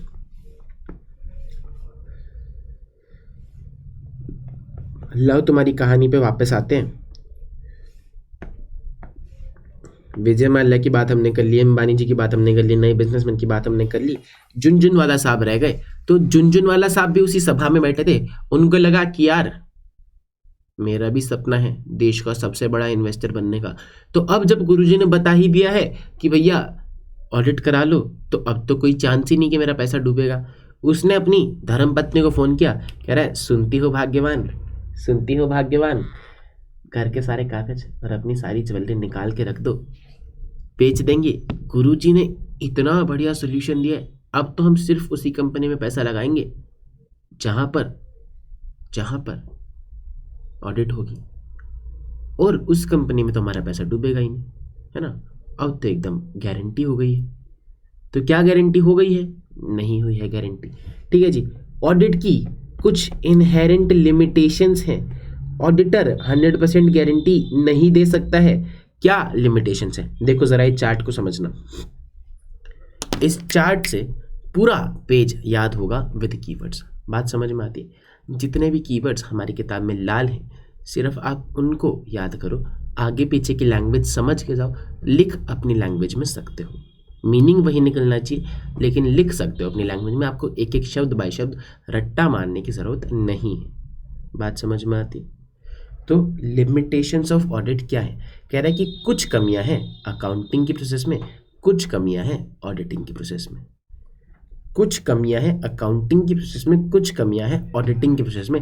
अकाउंटिंग की प्रोसेस में है 2 कमियां। क्या 2 कमियां? पहला, जजमेंट्स बाय मैनेजमेंट। अकाउंट्स बनाते टाइम ना मैनेजमेंट बहुत सारी जजमेंट लेती है, बहुत से सब्जेक्टिव डिसीजन लेती है। किस तरह की जजमेंट सर? कि वो फलाना बंदा, उसका प्रोविजन कितना बनाना चाहिए। रोज का काम ऑडिटर को रहता है कि मैनेजमेंट करती है, बिजनेस में मैनेजमेंट करती है, तो उस बंदे को मैनेजमेंट जानती है। वो बंदा पैसा देगा कि नहीं देगा, उसकी माली हालत कैसी है, मैनेजमेंट जानती है। और मैनेजमेंट को पता है कि भैया उसके हालात नहीं है पैसे देने के, फिर भी मैनेजमेंट कह रही है कि साहब आप चिंता क्यों कर रहे हो, घर जैसी पार्टी है, इतने सालों से डील कर रही है, कहीं नहीं गया पैसा, आप चिंता मत करो, दे देगा पैसा, बहुत बढ़िया पार्टी है, इसलिए हमने 5% प्रोविजन बनाया। तो ऑडिटर क्या करेगा? मानना ही पड़ेगा, ऑडिटर तो उसे जानता ही नहीं है। तो ये है सब्जेक्टिव डिसीजन। तो जजमेंट मैनेजमेंट लेती है, ये कमी है अकाउंटिंग की प्रोसेस में, कि अब हम श्योर होके 100% नहीं कह सकते कि भैया ये प्रोविजन जो है वो सही ही है। दूसरा, हो सकता है कि साल भर में कंट्रोल्स ऑपरेट नहीं किए हो। आप लोग समझते होंगे कि कुछ इंटरनल कंट्रोल्स होते हैं जो मैनेजमेंट लगाते हैं ताकि फाइनेंशियल स्टेटमेंट्स सही बनी रहे, जैसे कि पासवर्ड्स, किसी को भी किसी का भी एक्सेस नहीं देना, अनऑथराइज्ड एक्सेस नहीं देना, सुपर यूज़र एक्सेस देना, रिस्ट्रिक्ट करना कि कौन बंदा क्या चीज़ एक्सेस कर सकता है, सेग्रीगेशन ऑफ ड्यूटीज़। ऑडिट का सबसे बड़ा कंट्रोल है सेग्रीगेशन ऑफ ड्यूटीज़। तो अगर साल भर में कंट्रोल्स ऑपरेट नहीं किए होंगे तो समस्या आ जाएगी, है ना। फाइनेंशियल स्टेटमेंट्स सही नहीं बनी होंगी। H&M में, ज़ारा में लगे होते हैं बजर्स कि अगर आप बिना पैसे दिए सूट ले जाना चाहो तो आप नहीं ले जा सकते, वो घंटी बच जाएगी, है ना। लेकिन हो सकता है कि कभी वो घंटी खराब थी, आप सूट ले गए तो अब स्टॉक जो है वो कम हो गया, बुक्स में ज़्यादा दिख रहा है। कंट्रोल्स अगर ऑपरेट नहीं हुए होंगे तो बुक्स में मिसस्टेटमेंट आ सकती है। फिर कुछ कमियां हैं ऑडिट की प्रोसेस में। ऑडिट की प्रोसेस में क्या कमियां हैं? देखो, हमें सैंपल बेस पे चेकिंग करनी पड़ती है। क्यों करनी पड़ती है सर सैंपल बेस पे? अब मान लो तुम बने नए नए ऑडिटर, तुम्हारे अंदर बहुत जोश है, तुमने कहा तेरा भाई 100% चेकिंग करेगा, 100% गारंटी देगा, ठीक है। तुम गए अंबानी जी के पास, पैर पे पैर रख के बैठे, अंबानी जी आपकी कंपनी के फाइनेंशियल स्टेटमेंट भाई चेक करेगा, 100% गारंटी देगा, आप क्यों चिंता कर रहे हो? अंबानी जी ने कहा साहब ठीक है कर दो। आपने हायर कर लिए 10,000 आर्टिकल, 10,000 सीए, सबको बोला आक्रमण, वो छीन छीन के मैनेजमेंट से सारे डॉक्यूमेंट्स चेक कर दे रहे हैं, एक एक एंट्री आपने चेक कर डाली। आप फिर गए अंबानी जी के पास, अंबानी जी कहा था ना, सब चेक कर डाला, एक एक चीज़ सही है। अंबानी जी कह साहब बहुत बढ़िया, बताओ क्या सेवा पानी किया जाए। आपने कहा कुछ नहीं, बस 10,000 आर्टिकल, 10,000 सीए, 1,500 करोड़ रुपए मेरे को दे दो ऑडिट फीस के नाम पे। अंबानी जी ने आपके पैर पकड़ लिए, कह रहे साहब इतनी तो मेरी प्रॉफिट नहीं है, इतना तुमने ऑडिट की फीस मांग ली, ऐसा तो नहीं हो पाएगा साहब, ये मत करो। अगली बार से क्या वो आपको बुलाएंगे? नहीं बुलाएंगे। आपने कहा नहीं नहीं मैं ऑडिट तो पूरी ही करूंगा। आपने कहा इस बार 10 आर्टिकल और 10 सी, इतना तो पैसा मान लीजिए अफोर्ड कर लेंगे। तो उन्होंने कहा कि भैया दिन रात लगे रहो, लेकिन एक एक एंट्री चेक करो। उनने एक एक एंट्री चेक करी, वो हर महीने आ रहे हैं, हर रोज आ रहे हैं, दिन रात लगे हुए हैं, सारी एंट्री चेक कर रहे हैं। अब तुमने 2020 की रिपोर्ट दी 2035 में, पैसा इन्वेस्ट किया था मम्मी ने, उनके बच्चों को रिपोर्टें मिल रही हैं कि भैया रिलायंस में सब कुछ ठीक है, तो क्या ऐसा चलेगा? क्या नहीं चलेगा। तो प्रैक्टिकल लिमिटेशन, हमें ना सैंपल बेस पे ही चेक करना पड़ेगा, हमें टाइम का भी ध्यान रखना होता है, हमें कॉस्ट का भी ध्यान रखना होता है। बात समझ में आती है? फिर हमारे पास कोई लीगल पावर भी नहीं है, हम मैनेजमेंट को फोर्स नहीं कर सकते, जबरदस्ती नहीं कर सकते, हम हाथ रख के कसम नहीं खिला सकते। फ्रॉड अगर हुआ, मैनेजमेंट अगर फ्रॉड करेगी तो बहुत ध्यान से सोच समझ के करेगी, और रोज के अकाउंट्स बनाने का काम है मैनेजमेंट का, ठीक है। मैनेजमेंट फ्रॉड करेगी तो इसी तरीके से करना चाहेगी कि भैया छुप जाए, ऑडिटर को पकड़ में नहीं आए। फ्रॉड में involve carefully organised and sophisticated schemes, तो हो सकता है कि ऑडिटर नहीं पकड़ पाए क्योंकि वो तो सैंपल बेस पे चेक कर रहा है। मैनेजमेंट अगर झूठे डॉक्यूमेंट्स लगाएगी तो हम पता नहीं लगा पाएंगे, क्योंकि हम डॉक्यूमेंट की जेन्युइननेस ऑथेंटिकेट करने में एक्सपर्ट नहीं है। फिर रिलेटेड पार्टी के साथ ट्रांजैक्शन, हो सकता है कि किसी भाई बंधु के साथ ट्रांजैक्शन करी हो, ट्रांजैक्शन एक्चुअल में हुई ही ना हो, सिर्फ उसने बिल भेजा हो, हमने पेमेंट कराई हो, तो वो ऑडिटर कैसे पकड़ पाएगा? एक्सटर्नल कंफर्मेशन भी लेगा तो वो तो हमारा भाई बंधु है, वो तो कहेगा हाँ हाँ ट्रांजैक्शन हुई थी, कोई दिक्कत ही नहीं ऑडिटर साहब। तो अगर रिलेटेड पार्टी के साथ ट्रांजैक्शन हुई तो वो पकड़ना बहुत मुश्किल हो जाता है। रिलेटेड पार्टी ही पहचानना बहुत मुश्किल हो जाता है, क्योंकि फ्रेंड तो रिलेटेड पार्टी की डेफिनेशन में आता ही नहीं है। बात समझ में आती? तो ये हैं 3 कमियां जो ऑडिट की प्रोसेस में। कुछ कमियां थी अकाउंटिंग की प्रोसेस में, कुछ कमियां हैं ऑडिटिंग की प्रोसेस में। अकाउंटिंग की प्रोसेस में 2 कमियां हैं, पहला सब्जेक्टिव डिसीजंस, दूसरा controls may not have been operated. Audit की प्रोसेस में 3 कमियां हैं, practical and legal limitation. Practical के नीचे सैंपल बेस पे टेस्ट करना, लीगल के नीचे कि हम फोर्स नहीं कर सकते मैनेजमेंट को फुल इन्फॉर्मेशन के लिए। फिर फ्रॉड या फैब्रिकेटेड डॉक्यूमेंट की, अगर फ्रॉड किया होगा तो छुप जाएगा, डिफिकल्ट हो जाएगा डिटेक्ट करना। फैब्रिकेटेड डॉक्यूमेंट, झूठे डॉक्यूमेंट लगाए होंगे तो हम पता नहीं लगा पाएंगे कि भैया झूठे हैं। फिर ट्रांजैक्शन विद रिलेटेड पार्टी, हो सकता है कि पेपर ट्रांजैक्शन हो, एक्चुअल में हुई ही ना हो। रिवीजन के साथ डबल रिवीजन करा रहा हूँ, तुम्हारे ध्यान से सुन लो। प्रैक्टिकल से एक एरो निकल दी है, कह रहा है timeliness of financial reporting and decrease in relevance of information over time, कि भैया हम जब अपनी रिपोर्ट देंगे तो एक टाइम के अंदर देनी होती है, क्योंकि जैसे जैसे टाइम निकलता जाता है वैसे वैसे रिपोर्ट की रेलेवेंस कम होती जाती है। लीगल लिमिटेशन कह रहा है not in the nature of investigation, ये ऑडिट है, इन्वेस्टिगेशन नहीं है, हमारे पास लीगल पावर नहीं है। एंड घड़ी के साथ कि फ्यूचर इवेंट्स, हमने देखा कंपनी एकदम बढ़िया चल रही है लेकिन हम कोई गारंटी नहीं दे रहे कि कल को भी चलती रहेगी, कल को कोरोना आ सकता है, कोई जियो जैसा नया कॉम्पिटिटर आ सकता है, कोई टेक्नोलॉजी चेंज हो सकती है, तो सैमसंग के जैसा कोई प्लेयर आ गया तो नोकिया बंद हो गया, कल को साहब कुछ भी हो सकता है, हमको नहीं पता। ठीक है जी, ये है इनहेरेंट लिमिटेशंस। मैंने आपको बताया कुछ कमियां हैं अकाउंटिंग के प्रोसेस में, क्या क्या। पहला तो वो आपको बता रहा है कि फाइनेंशियल स्टेटमेंट बनाने की जिम्मेदारी मैनेजमेंट की, इंटरनल कंट्रोल लगाने की जिम्मेदारी मैनेजमेंट की। अब फाइनेंशियल स्टेटमेंट जब मैनेजमेंट बनाती है तो कुछ जजमेंट लेती है, उसमें सब्जेक्टिव डिसीजन होते हैं कि डेप्रिसिएशन का मेथड कौन सा होगा, बैड डेट का प्रोविजन कितना होगा, तो वहां पर हम कोई एक्यूरेट मेजरमेंट नहीं कर पाएंगे। हो सकता है साल भर में कंट्रोल्स ऑपरेट ना किए हो, दो डिपार्टमेंट के लोगों ने आपस में कल्यूजन कर लिया हो, पेपर एंट्री डाल दी हो, तो हम नहीं पता लगा पाएंगे।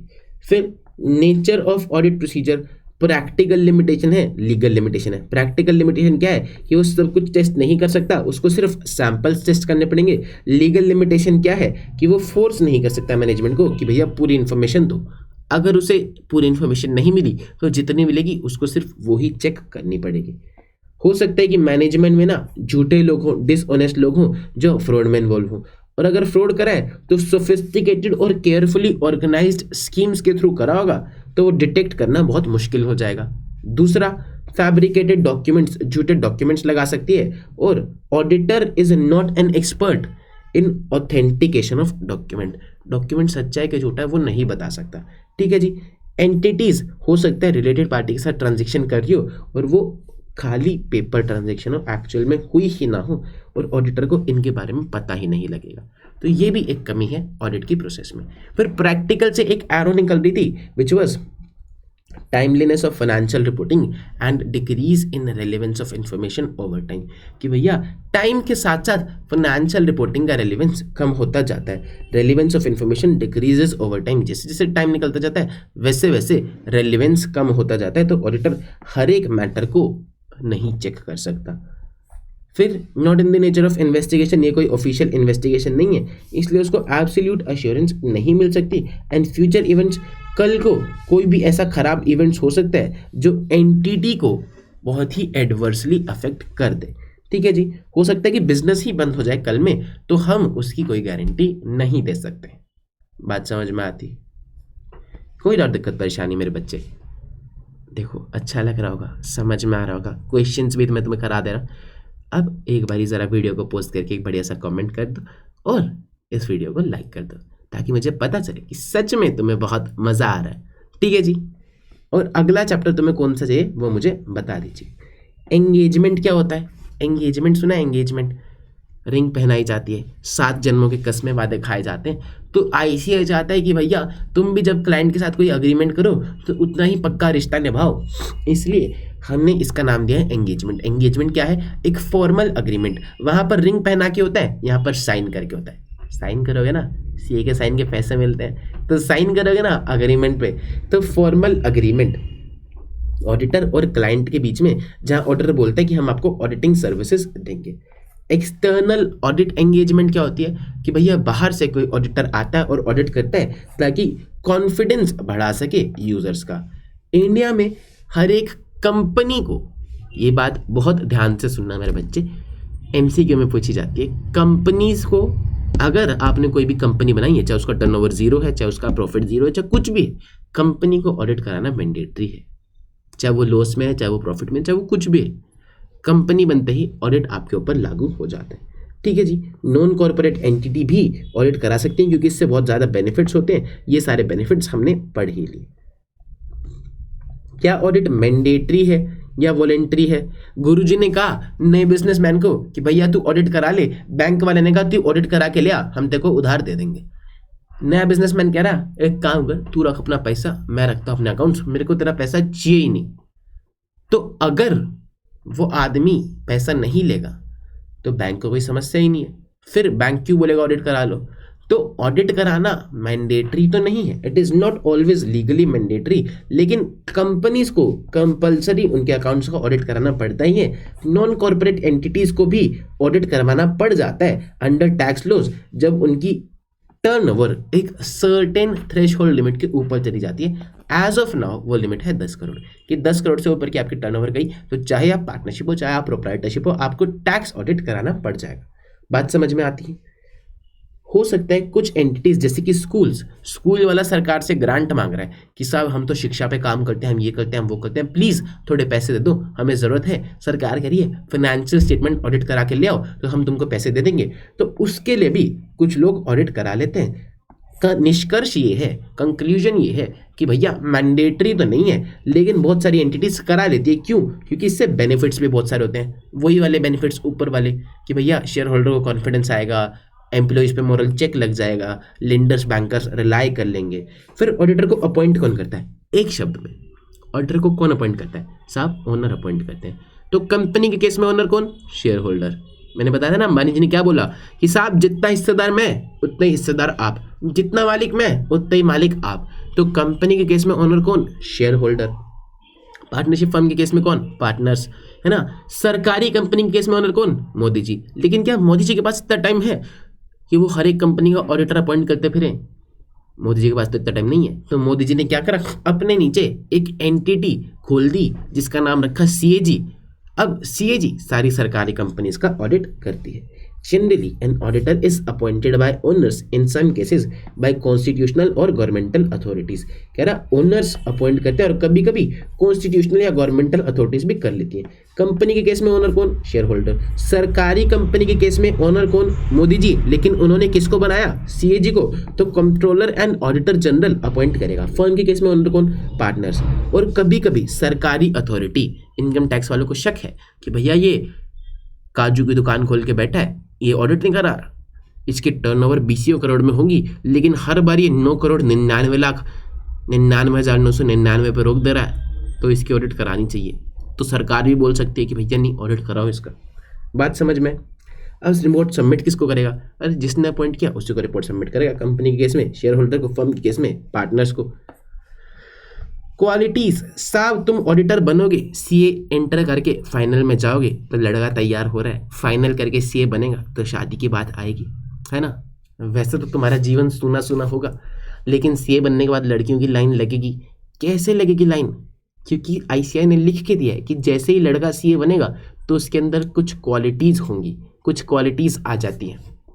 बोलता है कि एक ऑडिटर के अंदर कौन सी क्वालिटीज होनी चाहिए। अब इन्होंने 36 गुण मिलाने के लिए 36 क्वालिटीज लिख दी जो कि आपको याद भी रखनी। कह रहा टैक्ट यानी कि चातुर्य है, लोगों के साथ डील करना बिना उन्हें ऑफेंड किए बिना, है ना।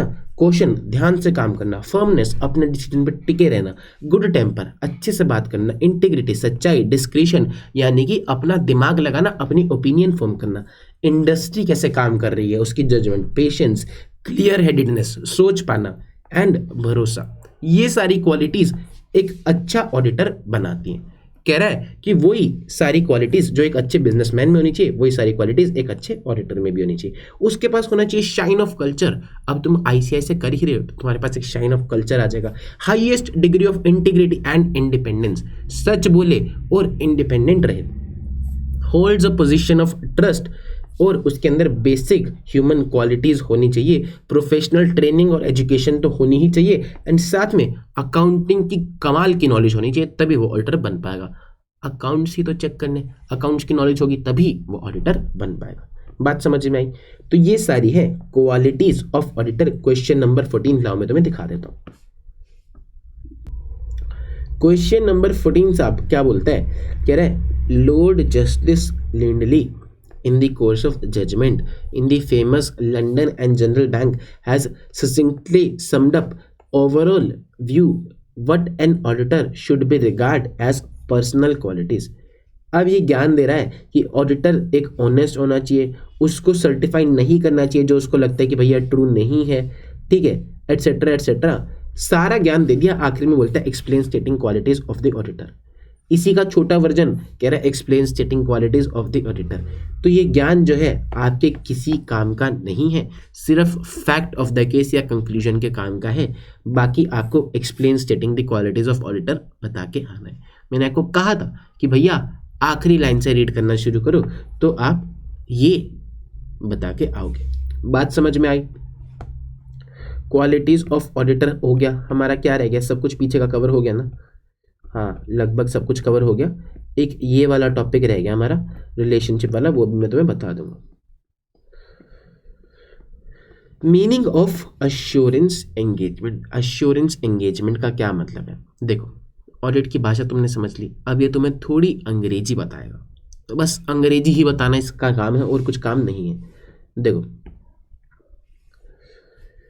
कह रहा है ऑडिट करेंगे तो एक ऑडिटर होता है, शेयर होल्डर थे और एक कंपनी का मालिक था।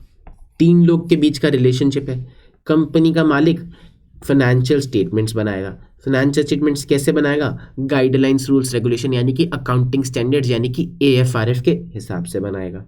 ठीक है, फिर ऑडिटर चेकिंग करेगा और सबूत इकट्ठा करेगा। सब कुछ सही मिलेगा तो उसके बाद एक रिपोर्ट लिख के शेयर होल्डर्स को दे देगा। रिपोर्ट कैसी होनी चाहिए? लिखित में होनी चाहिए, ताकि कल को ऑडिटर अपनी बात से पलट नहीं जाए। बात समझ में आती है? तो ये सिंपल सा फ्लो है। कह रहा है एक 3 पार्टी रिलेशनशिप होता है, एक सब्जेक्ट मैटर। अब फाइनेंशियल स्टेटमेंट को इन्होंने सब्जेक्ट मैटर लिखा है इंग्लिश में। सब्जेक्ट मैटर का क्या मतलब है? क्या है सब्जेक्ट मैटर? सब्जेक्ट मैटर का क्या मतलब है? सब्जेक्ट मैटर का मतलब है जिस भी इंफॉर्मेशन को हम चेक करना चाहते हैं, जैसे कि फाइनेंशियल इंफॉर्मेशन। 3 पार्टी रिलेशनशिप में ऑडिटर को इसने लिखा प्रैक्टिशनर। प्रैक्टिशनर अंग्रेजी का शब्द है जिसमें सब चीजें कवर हो जाएंगी, यानी कि वो बंदा जो तसल्ली देने आया है उसको हम बोलेंगे प्रैक्टिशनर। रिस्पॉन्सिबल पार्टी यानी कि जो रिस्पॉन्सिबल है सब्जेक्ट मैटर यानी कि फाइनेंशियल स्टेटमेंट को बनाने के लिए, जैसे कि मैनेजमेंट। एंड इंटेंडेड यूजर, जिसके लिए रिपोर्ट प्रिपेयर करी जा रही है, जो उस रिपोर्ट को देख के डिसीजन लेगा कि भैया कंपनी में इन्वेस्ट करना है कि नहीं करना है। सूटेबल क्राइटेरिया यानी कि बेंचमार्क। बेंचमार्क का मतलब साहब बेंच पे मार्क करना नहीं कि बेंचों पे निशान बनाए जा रहे हैं हनी चूचे की तरह, नहीं। बेंचमार्क का मतलब है स्टैंडर्ड क्राइटेरिया जिसके हिसाब से बने होने चाहिए थे। अकाउंटिंग स्टैंडर्ड्स जिसके हिसाब से वो देखेगा कि भैया सही है कि नहीं है। फिर वो क्या करेगा? एविडेंस लेगा। एविडेंस हमेशा कैसा होता है? मेरी बात याद रखना, लिख लो, यहाँ लिख लो। वो लिखता था ना मेरा बाप चोर है तो यहाँ लिख लो। एविडेंस कैसा होना चाहिए? Sufficient and appropriate. हमेशा हमेशा हमेशा। ठीक है, आज इंटर के बाद, आर्टिकलशिप में, फाइनल में, CA बनने के बाद, मरने तक एविडेंस हमेशा कैसा होगा? Sufficient and appropriate. सफिशिएंट का मतलब क्या है साहब? क्वांटिटी, कि नंबर ऑफ बिल्स आपके पास पूरे होने चाहिए। अप्रोप्रिएटनेस का क्या मतलब है साहब? क्वालिटी, कि भैया अच्छी क्वालिटी का एविडेंस। ओरिजिनल ज्यादा बढ़िया कि फोटोकॉपी? अच्छी क्वालिटी यानी कि ओरिजिनल। ठीक है, मैनेजमेंट के थ्रू आया एविडेंस ज्यादा अच्छा कि डायरेक्टली आपको मिला एविडेंस ज्यादा अच्छा? डायरेक्टली आपको मिला एविडेंस ज्यादा अच्छा। बात समझ में आती है? तो दिस इज अप्रोप्रिएटनेस। कह रहा है कि एक एविडेंस ज्यादा कंफर्ट दे सकता है ऑडिटर को दूसरे एविडेंस से। अब ओरिजिनल भी एविडेंस है, फोटोकॉपी भी एविडेंस है, लेकिन ओरिजिनल से हमें ज्यादा कंफर्ट मिलता है। A written assurance report in an appropriate form. आखिरी में वो क्या देगा? एक रिटन रिपोर्ट देगा। और अप्रोप्रिएट फॉर्म, फॉर्म का मतलब फॉर्मेट। इनने हर जगह फॉर्म लिख रखा है ICAI वालों ने, इसको तुम ऐसे पढ़ा करो फॉर्मेट। तो एक अच्छे फॉर्मेट में हम चैप्टर 8 में पढ़ेंगे फॉर्मेट। SS 700 वाली सीरीज में फॉर्मेट बताया कि भैया आपकी ऑडिट रिपोर्ट कैसी होनी चाहिए। तो एक रिटन अश्योरेंस रिपोर्ट देगा। अश्योरेंस एंगेजमेंट का क्या मतलब हुआ? ऐसी एंगेजमेंट जिसमें एक प्रैक्टिशनर यानी कि ऑडिटर, प्रैक्टिशनर अंग्रेजी में और ऑडिटर ऑडिट के कॉन्टेक्स्ट में, प्रैक्टिशनर एक कंक्लूजन देगा ताकि लोगों का कॉन्फिडेंस बढ़ सके। किसका कॉन्फिडेंस बढ़ सके? इंटेंडेड यूजर का, रिस्पॉन्सिबल पार्टी का नहीं, क्योंकि उसने तो फाइनेंशियल स्टेटमेंट बनाई ही है, वो तो बोलेगी कि सही है ना। और about the outcome of an evaluation of a subject matter against criteria. जब हमने एक सब्जेक्ट मैटर को एक क्राइटेरिया के अगेंस्ट इवैल्यूएट किया, उसका जो भी आउटकम आया उसके हिसाब से हमने कंक्लूजन बनाया ताकि कॉन्फिडेंस बढ़ाया जा सके यूजर्स का। बात समझ में आती है? एलिमेंट्स हमें समझ में आ गए। फिर है ऑडिट वर्सेस रिव्यू। एक बारी ऑडिट वर्सेस रिव्यू पे आने से पहले मैं तुम्हें ऊपर वाली चीज़ें दिखा देता हूँ ताकि फिर कुछ मिस ना हो जाए, मैं भूल जाता हूँ ना बाद में, फिर तुम बोलोगे भैया आप तो चार्टर्ड हो, आप कैसे भूल जाते हो। अरे मैं भी भूल जाता हूँ भाई, तुम्हारी तरह ही हूँ मैं भी, है ना। Objectives of audit, objectives of audit क्या ऑब्जेक्टिव है? तो ऑब्जेक्टिव तसल्ली लेना, तसल्ली देना। तसल्ली लेना is to obtain reasonable assurance कि financial statement as a whole are free from material misstatement, ताकि वो एक ओपिनियन एक्सप्रेस कर पाए कि financial statement are prepared as per AFRF। AFRF समझते हो? Applicable financial reporting framework. Applicable financial reporting framework. Framework का क्या मतलब होता है साहब? फ्रेमवर्क का मतलब होता है ढांचा। सबसे ऊपर क्या आता है? Share holder fund. सबसे ऊपर क्या आता है? इक्विटी लायबिलिटी, उसके नीचे शेयर होल्डर फंड। तो तुम्हें पता है कि उसके नीचे क्या आता है? तो ये है एक ढांचा। फाइनेंशियल रिपोर्टिंग, फाइनेंशियल का मतलब पैसा, रिपोर्टिंग का मतलब रिपोर्ट करना। तो फाइनेंशियल रिपोर्टिंग का एक फ्रेमवर्क यानी कि शेड्यूल 3 जो तुम्हें बताया कि बैलेंस शीट, उसके हिसाब से एप्लीकेबल यानी कि आपकी कंपनी में क्या एप्लीकेबल है, AS इंड AS क्या एप्लीकेबल फाइनेंशियल रिपोर्टिंग फ्रेमवर्क के हिसाब से बनाई है कि नहीं, इस चीज पे वो अश्योरेंस देता है। ठीक है, पहला ऑब्जेक्टिव क्या है? तसल्ली लेना, टू ऑब्टेन रीजनेबल अश्योरेंस कि फाइनेंशियल स्टेटमेंट FRF के हिसाब से बनी हुई है। दूसरा तसल्ली देना, तो तसल्ली देना is to report on financial statement and communicate as required by SCS। बात समझ में आती है? तसल्ली देना कैसे देगा? रिपोर्ट देके। ठीक है, reasonable assurance versus absolute assurance. Auditor हमेशा रीजनेबल अश्योरेंस देता है, एब्सोल्यूट नहीं देता। एब्सोल्यूट क्यों नहीं देता? 100% क्यों नहीं देता? क्योंकि इनहेरेंट लिमिटेशन है जो हम पढ़ के आए हैं। रीजनेबल एब्सोल्यूट से बस थोड़ी सी कम होती है। रीजनेबल का मतलब high level of assurance but not absolute. बात समझ में आती? High level of assurance but not absolute. कह रहे हैं interdisciplinary nature, relationship of auditing with diverse subject. कह रहा है ऑडिटिंग के साथ आपको अकाउंटिंग आनी चाहिए। क्यों? क्योंकि साहब पहले अकाउंट्स आता होगा तभी तो उसको चेक करोगे। Knowledge of accounting principle is a fundamental requirement ताकि वो एक ओपिनियन एक्सप्रेस कर सके। प्रोडक्शन की नॉलेज होनी चाहिए, कोस्ट सिस्टम की, मार्केटिंग की। कोस्टिंग आप पढ़ते हो कि भैया कोस्ट सही से निकाल रखी है कि नहीं निकाल रखी, वो पता होगा तभी तो आप चेक कर पाओगे, तभी तो आप बता पाओगे कि भैया इनकी कोस्टिंग सही है तो इनका प्रॉफिट सही है। ठीक है जी। इकोनॉमिक्स की आपको नॉलेज होनी चाहिए। क्यों? अगर इकोनॉमी डाउन टर्न में है तो फिर इन्वेंट्री को कैसे वैल्यू करते हो? कोस्ट और NRV which ever is lower. तो अगर इकोनॉमी डाउन टर्न में है तो आपकी NRV कम होगी, तो आपको NRV के हिसाब से वैल्यू करना पड़ेगा। तो फेमिलियर होना चाहिए उसको क्लाइंट के इकोनॉमिक एनवायरनमेंट के साथ। ठीक है जी। फिर auditing and statistic and mathematics, हम सैंपल लेते हैं स्टैटिस्टिकल मेथड्स के अनुसार, तो इसलिए हमें स्टैटिस्टिक्स की भी नॉलेज होनी चाहिए। ठीक है, statistical methods to draw sample हम उनको यूज करते हैं। फाइनेंशियल मैनेजमेंट की नॉलेज क्यों होनी चाहिए? ये working capital management, fund flow, ratio analysis, सारे रेशियो दिखाते हैं, तो इसलिए उनको चेक करने के लिए भी हमें फाइनेंशियल स्टेटमेंट, फाइनेंशियल मैनेजमेंट की नॉलेज होनी चाहिए, FM की, है ना। ऑडिटिंग एंड लॉ, कह रहे हैं कि ऑडिट और लॉ का रिश्ता तो बहुत ही क्लोज है। हम ये देखना चाहते हैं कि भैया ट्रांजैक्शंस को सही से एंटर किया गया है कि नहीं किया गया है, इसलिए ऑडिटर को बिजनेस लॉज की अच्छी नॉलेज होनी चाहिए। कौन से होते हैं business laws? Law of contract, negotiable instrument, और डायरेक्ट टैक्स भी तो एक लॉ ही है, इनडायरेक्ट टैक्स भी तो एक लॉ ही है। तो कह रहे हैं टैक्सेशन लॉ की भी आपको नॉलेज होनी चाहिए, चाहे वो डायरेक्ट हो चाहे वो इनडायरेक्ट टैक्स हो। अकाउंटिंग एंड डेटा प्रोसेसिंग, आजकल तो सारी चीज़ें कंप्यूटर सिस्टम में करी जाती हैं, है ना। आजकल सारी चीज़ें कंप्यूटर सिस्टम में एंट्री करी जाती है। आप यहाँ से बिल स्कैन करते हो, वो रिलायंस फ्रेश वाले, वो वॉलमार्ट वाले क्या करते हैं कि हमने कोई भी सामान लिया, उसको स्कैन करा और सीधा एंट्री हो गई। उनने खुद एंट्री मारी क्या? नहीं मारी। वो एंट्री लेजर में भी चली गई, लेजर से ट्रायल में भी चली गई, ट्रायल से P&L और बैलेंस शीट में भी चली गई, पूरे फाइनेंशियल स्टेटमेंट बन के तैयार हो जाते हैं। तो ऑडिटर को देखना है कि कंप्यूटर जो ये सारी प्रोसेसिंग कर रहा है, बैंक वाले एक भी इंटरेस्ट की कैलकुलेशन नहीं करते, सब कुछ कंप्यूटर करता है। तो कंप्यूटर जो प्रोसेसिंग कर रहा है, कंप्यूटर जो फॉर्मूला लगा रहा है, उसके रिजल्ट भी सही है कि नहीं है, तो दैट इज डेटा प्रोसेसिंग। आजकल उसको वो भी चेक करना पड़ता है। कह रहा है आजकल बहुत सारी ऑर्गेनाइजेशन ना अपनी अकाउंटिंग एक्टिविटी कंप्यूटर के हिसाब से कर रही हैं, बहुत ज़्यादा क्वांटिटीज में बहुत हाई स्पीड पे वो एंट्रीज होती हैं, इसलिए डिपेंडेंस बहुत बढ़ जाती है कि भैया कंप्यूटर सब कुछ एक्यूरेटली काम करे, और कंप्यूटर को चेक करना फिर हमारी जिम्मेदारी बन जाती है। इसलिए उसको अच्छी नॉलेज होनी चाहिए कंप्यूटर के कंपोनेंट्स की और सिस्टम की कैपेबिलिटी की।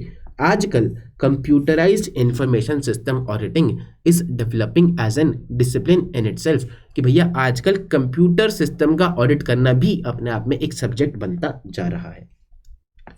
बिहेवियरल साइंस की नॉलेज होनी चाहिए।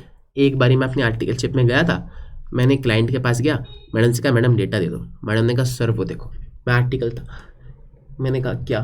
कह रही टाइम क्या हुआ है? मैंने कहा मैडम 5 बज रहे हैं। तो कह रही सर 5 बज गए हैं, हमारा ऑफिशियल टाइम 5 बजे तक का है, अब आप कल आइएगा प्लीज़। मैं कहा मैडम आप कंप्यूटर पे बैठे हो, कंप्यूटर सामने खुला हुआ है, चालू भी है, प्लीज़ एक डेटा निकाल के दे दो, हम काम कर देंगे, हमारी डेडलाइन आ रही है। मैडम ने कहा वो देखो क्या है। 5 बजे दिखा रही थी। मैं वापस आ गया, मैंने अपने सीनियर को कहा, फिर वो सीनियर गया, उसने डेटा नहीं मांगा, वो जाके पूछा मैडम कैसे हो? मैडम कह रही सर बहुत अच्छे, आप बताइए। कह रहा है यार वो तुम्हारा बॉस है ना, 1 नंबर का खड़ूस है, ये है वो है, मैडम के साथ उसके ही बॉस की बुराइयां कर रहा है। फिर मैडम भी चालू हो गई अपने ही बॉस की बुराइयां करने, हाँ सर मुझे तो पता ही है, ये ऐसा ही है, ख़राब है, ये वो। फिर 5 मिनट बुराई करने के बाद उसने कहा कि मैडम आप वो डेटा दे पाएंगे क्या? मेरे को पता है कि आपका टाइम हो रहा है, लेकिन वो ना डेटा ज़रूरी था, अगर मैं नहीं दूंगा तो ये कल फिर मेरे को सुनाएगा। मैडम कह रही हाँ सर लो आप डेटा लो, वो तो ऐसे ही पागल आदमी।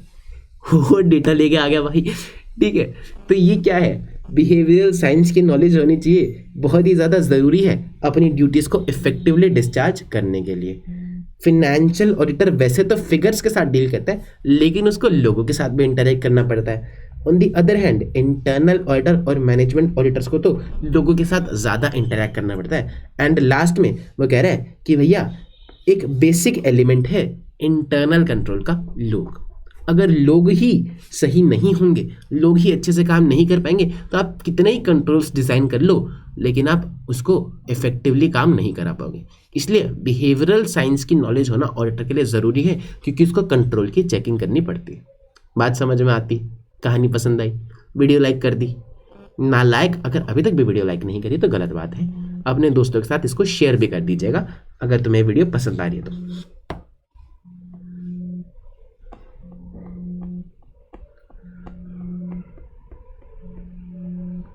लो अब हम आगे बढ़ेंगे, ऑडिट वर्सेस रिव्यू। अब हम आगे बढ़ेंगे ऑडिट वर्सेस रिव्यू।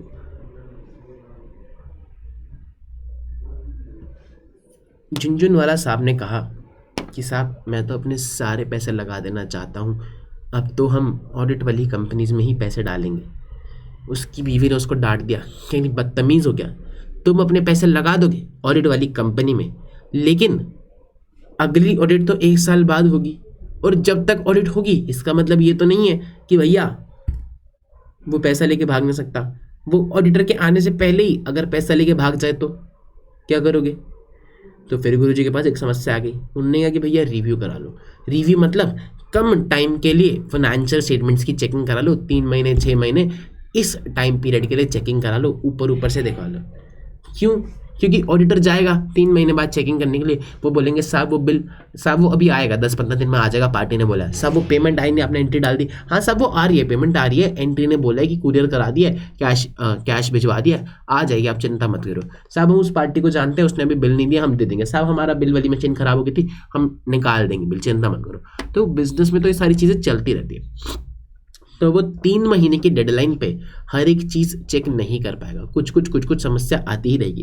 तो इसीलिए वो रिव्यू करता है, ऑडिट नहीं करता है। रिव्यू का मतलब वो ऊपर से देख लेता है। वो 2 प्रोसीजर्स परफॉर्म करता है, इंक्वायरी और एनालिटिकल रिव्यू में, ठीक है। ऑडिट में टोटल 7 प्रोसीजर्स होते हैं। अगर तुम्हें नहीं पता है तो हम चैप्टर 4 में वो 7 के 7 प्रोसीजर्स तुम्हें याद करा देंगे। वैसे बता रहा हूँ कि ऑडिट में 7 प्रोसीजर्स होते हैं और रिव्यू में सिर्फ 2 प्रोसीजर्स होते हैं। तो इसीलिए रिव्यू बहुत कम अश्योरेंस आपको दे पाता है। बात समझ में आई? तो review gives you a limited assurance, audit एक रीजनेबल अश्योरेंस देता है। रीजनेबल यानी कि high level of assurance but not absolute. Review एक लिमिटेड अश्योरेंस एंगेजमेंट देता है, ये एक लोअर लेवल ऑफ अश्योरेंस देता है देन ऑडिट। मैं बच्चे याद रखना, लोअर लेवल ऑफ अश्योरेंस जैसा कोई शब्द नहीं होता। अश्योरेंस का मतलब है तसल्ली देना। लोअर लेवल तसल्ली क्या होता है कि भाई मेरे को खुद ही नहीं पता लेकिन मैं तेरे को तसल्ली दे रहा हूँ कि हो जाएगा, वो फालतू की बात है, ठीक है। Lower level of assurance than audit, audit के कंपैरेटिवली थोड़ा कम। जैसे मान लो रीजनेबल में अगर 90-95 दे रहा है तो रिव्यू में वो 70% या 50% के आसपास दे देगा। Lower level than audit, not lower level. 10-15% assurance कोई नहीं देता, ठीक है जी। तो it is only a moderate level of assurance, ये एक मॉडरेट लेवल ऑफ अश्योरेंस हो जाती है। रिव्यू में कम प्रोसीजर्स करने पड़ते हैं, इंक्वायरी और एनालिटिकल, और सफिशिएंट अप्रोप्रिएट एविडेंस लेना पड़ता है। मैंने आपको क्या बताया था, एविडेंस हमेशा कैसा होना चाहिए, सफिशिएंट अप्रोप्रिएट। वो चेकिंग कम कर रहा है लेकिन जितनी कर रहा है उसके लिए एविडेंस वो पूरे ही लेगा। सर एविडेंस हमेशा कैसा होना चाहिए, हाँ लिख के जाना कमेंट में, ठीक है जी। However, both audit and review are related to financial statements prepared on both historical financial information। जो हमारी पुरानी फाइनेंशियल इंफॉर्मेशन है, पास्ट में घट चुकी है घटना, उस फाइनेंशियल इंफॉर्मेशन के ऊपर ही ऑडिट और रिव्यू करा जाता है। बात समझ में आती है। क्वेश्चन नंबर 10 ला मैं ज़रा तुम्हें दिखा देता हूँ, अच्छा क्वेश्चन है, देखो। एग्जॉटिक टूर्स एंड ट्रैवल्स की मैनेजमेंट ने रिक्वेस्ट करा ऑडिटर को कि एक ऐसी अश्योरेंस रिपोर्ट दो फॉर द फर्स्ट क्वार्टर के लिए by skipping the required detail procedure करने की जरूरत नहीं है। क्या राजा एंड कंपनी ऐसी कोई रिपोर्ट दे सकती है? क्या उस रिपोर्ट का नेचर क्या होगा? Would it be necessary for them to obtain sufficient appropriate evidence in such case? कह रहे हैं अब क्वार्टर के लिए कौन सी ऑडिट होती है? ऑडिट नहीं होती, रिव्यू होता है। क्वार्टर के लिए कौन सी चेकिंग होती है? रिव्यू होती है। उसमें क्या हमें डिटेल प्रोसीजर करने पड़ते हैं? करने ही नहीं पड़ते। तो रिपोर्ट तो दे सकती है, उसका नेचर होगा रिव्यू रिपोर्ट। और क्या उसे एविडेंस लेना पड़ेगा? हाँ जी, एविडेंस तो लेना पड़ेगा, सफिशिएंट एंड अप्रोप्रिएट। अब मेरे बच्चे जरा एक चीज ध्यान से नोटिस करना, इस क्वेश्चन में कितने क्वेश्चन मार्क हैं? 1 2 3 3 क्वेश्चन मार्क इसमें है, यानी कि 3 अलग अलग क्वेश्चन आपसे पूछे। तो आप तीनों के जवाब अलग अलग लिख के आओगे कि हाँ ये रिव्यू प्रोवाइड कर सकती है report, this would be in the nature of review and it will be required to obtain sufficient appropriate audit evidence. एक भी तुमने मिस किया नंबर कटेगा। बात समझ में आती? ऑडिट वर्सेस रिव्यू समझ में आ गया। कह रहे रीजनेबल अश्योरेंस एंगेजमेंट और लिमिटेड अश्योरेंस एंगेजमेंट के बीच का डिफरेंस। रीजनेबल यानी कि high level of assurance, limited यानी कि lower level of assurance than reasonable, reasonable से कम, नॉट लोअर लेवल, ठीक है। यहाँ पर एलैबोरेट एक्सटेंसिव प्रोसीजर्स करने पड़ते हैं, यहाँ पर कम प्रोसीजर्स करने पड़ते हैं। यहाँ पर रीजनेबल कंक्लूजन होते हैं, यहाँ पर लिमिटेड कंक्लूजन होते हैं। Example audit engagement, example review engagement. बात समझ में आती? अब हमने एक बात पढ़ी थी साहब कि ऑडिट और रिव्यू दोनों ही रिलेट करते हैं टू हिस्टोरिकल फाइनेंशियल इंफॉर्मेशन। पर सर फाइनेंशियल इंफॉर्मेशन तो हिस्टोरिक ही होगी, फ्यूचर की हो सकती है क्या? कि कल को क्या होगा मैं आज उसकी सेल डाल सकता हूँ क्या? नहीं डाल सकता। लेकिन तुमने अगर शार्क टैंक देखा हो तो पूछता है कि एक बारी जरा नंबर्स बता दो, तो कहता है कि पिछले से पिछले साल इतना था, पिछले साल इतना था, इस साल अब तक 15 करोड़ हो गया और इस साल 33 करोड़ पे क्लोज करने वाले हैं। 33 करोड़ पे क्लोज करने वाले हैं, क्या है? दैट इज फोरकास्ट, ठीक है। तो हम बाकी आगे का फोरकास्ट करते हैं, उसको हम बोलते हैं प्रोस्पेक्टिव फाइनेंशियल इंफॉर्मेशन। हम प्रोजेक्शंस करते हैं, हम फोरकास्ट करते हैं, उसको हम बोलते हैं प्रोस्पेक्टिव फाइनेंशियल इंफॉर्मेशन। ये इंफॉर्मेशन बेस्ड होती है अजम्पशंस पे कि भैया ये हो ही जाएगा, ये हम अजम्पशन लेके चल रहे हैं। बात समझ में आ रही? इस टाइप की एश्योरेंस में हम हिस्टोरिकल इंफॉर्मेशन का कोई चेकिंग नहीं करते। हिस्टोरिकल का मतलब वो इंफॉर्मेशन जो पास्ट इवेंट के बेस पे बनाई जाती है, लेकिन प्रोस्पेक्टिव तो फ्यूचर इवेंट्स के लिए बनाई जाती है। अब तो मुझे एक बात बताओ, इस साल 33 करोड़ हो जाएगा बोल तो दिया, ऑडिटर कैसे चेक करेगा? क्या उसके पास होने वाले बिल्स होंगे? कल जो बिकेगा उसका बिल आज मिल जाएगा? नहीं मिलेगा। तो ऑडिटर ये देखता है कि किस डेटा का इस्तेमाल किया, उस डेटा पे क्या अजम्पशंस लगाई, और वो अजम्पशंस कहीं अनरीजनेबल तो नहीं कि साहब अब तक तो हम 5% ग्रोथ करते आ रहे हैं पिछले 10 सालों से, लेकिन अगले साल साहब हम 500% ग्रोथ करेंगे। अच्छा कैसे? साहब हम बहुत मेहनत करेंगे, पत्थर तोड़ेंगे, जमीन तोड़ देंगे, सबको खून बेच देंगे, सब करेंगे। अगर इस तरह की असम्पशन है कि साहब हम बहुत मेहनत करेंगे, तो ये फालतू असम्पशन है। सर हमने पिछले 10 साल से 10% की ग्रोथ करे, लेकिन अगले साल 25% करेंगे। कैसे? क्योंकि साहब हमने ना नया लोन लिया है, नई जगह स्टोर्स खोले हैं, वेबसाइट्स पर लिस्ट करा है, ये करा है, वो करा है, हमारे पास ना एक प्री ऑर्डर है सरकार से। तो ये एक रीजनेबल अजम्पशन है कि ठीक है, नए ऑर्डर्स खोल, नए स्टोर्स खोल रहे हैं, ब्रांडिंग पे खर्चा कर रहे हैं, है ना, सरकार से ऑर्डर है तो कर लेंगे। तो आप देखोगे कि मैनेजमेंट की अजम्पशन जो है वो अनरीजनेबल नहीं होनी चाहिए। सारी अजम्पशंस प्रॉपरली प्रेजेंट होनी चाहिए, एडिक्वेटली डिस्क्लोज होनी चाहिए, और जो अजम्पशंस ली है वही कैलकुलेशंस के बेस पे आपने फाइनेंशियल इन्फॉर्मेशन बनाई है प्रोस्पेक्टिव वाली। ये सारी चीज़ें ऑडिटर चेक करके चलेगा। ठीक है जी। वो कह रहा है कि it relate to future event, और एविडेंस भी जनरली फ्यूचर ओरिएंटेड ही होगा कि भैया हाँ ठीक है, हो जाएगा, वो ऑर्डर जो तुम्हें सरकार से मिला है वो तुम शिप कर दोगे, पैसे आ जाएंगे। ठीक है, तो इसलिए यहां पर भी वो हाई लेवल ऑफ एश्योरेंस नहीं दे सकता, यहां पर भी वो लिमिटेड यानी कि मॉडरेट लेवल ऑफ एश्योरेंस देगा, और यहां पर वो नथिंग नॉट की लैंग्वेज का इस्तेमाल करेगा। यहां पर वो कौन सी लैंग्वेज का इस्तेमाल करेगा? Nothing not. Nothing has come to practitioners' attention to suggest that these assumptions do not provide a reasonable basis for the projection. कि ऐसा तो मेरी नज़र में कुछ नहीं आया है जिससे मैं बोलूँ कि फाइनेंशियल स्टेटमेंट सही नहीं है। ऐसा तो मेरी नज़र में कुछ नहीं आया है जिससे मैं बोलूँ कि फाइनेंशियल स्टेटमेंट्स सही नहीं है। ये है नथिंग नॉट की लैंग्वेज। तुम पेपर दे के आए, तुमसे मम्मी ने पूछा यहाँ भैया पास हो जाएगा, तुमने कहा अरे मम्मी चिंता मत करो पास हो जाऊंगा। दूसरा लड़का आया, उससे मम्मी ने पूछा हाँ तू पास हो जाएगा, कह रहा मैं कर तो आया हूँ, अब रिजल्ट ही बताएगा।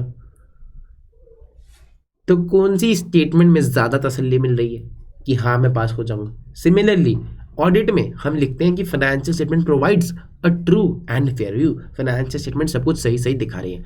यहाँ पर हम बोल रहे हैं कि मेरी नज़र में ऐसा तो कुछ नहीं आया जिससे मैं बोलूँ कि फाइनेंशियल स्टेटमेंट्स सही नहीं। तो ये एक लिमिटेड यानी कि मॉडरेट लेवल ऑफ एश्योरेंस है। ठीक है जी। तो it this provides only a moderate level of assurance. क्या आपको बात समझ में आती है? Everything going good? ठीक है जी। बस थोड़ा सा रह गया हमारा चैप्टर, 2-3 पेज का रह गया, अभी कंप्लीट हो जाएगा, है ना, चिंता मत करो। ठीक है जी। अब हमारा एकदम लास्ट वाला टॉपिक रह गया, स्टैंडर्ड्स वाला। देखो हमने कहा कि अकाउंट्स बनाने के लिए आपको अकाउंटिंग स्टैंडर्ड्स फॉलो करने चाहिए, ऑडिट करने के लिए आपको ऑडिटिंग स्टैंडर्ड्स फॉलो करने चाहिए। तुम्हारी कहानी में कौन रह गया था?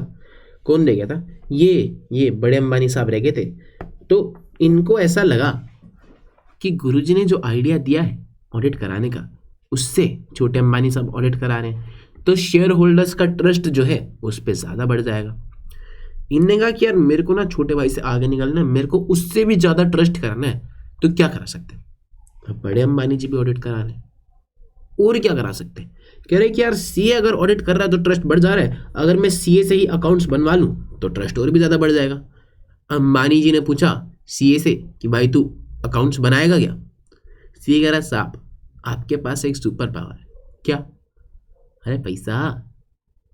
तो कह रहा साहब पैसा फेंक के मारना मेरे मुंह पे, मैं गिरे हुए पैसे भी उठाता है, तो चिंता मत करो मैं सारे अकाउंट्स बना देगा, चिंता करने की कोई बात ही नहीं। तो क्या एक सीए अकाउंट्स बना सकता है? हाँ जी बिल्कुल बना सकता है। ऑडिटर नहीं बना सकता, लेकिन सीए तो बना सकता है। बहुत सारे सीएस हैं, तो एक सीए अकाउंट्स बना सकता है, दूसरा सीए ऑडिट कर सकता है। ठीक है जी। तो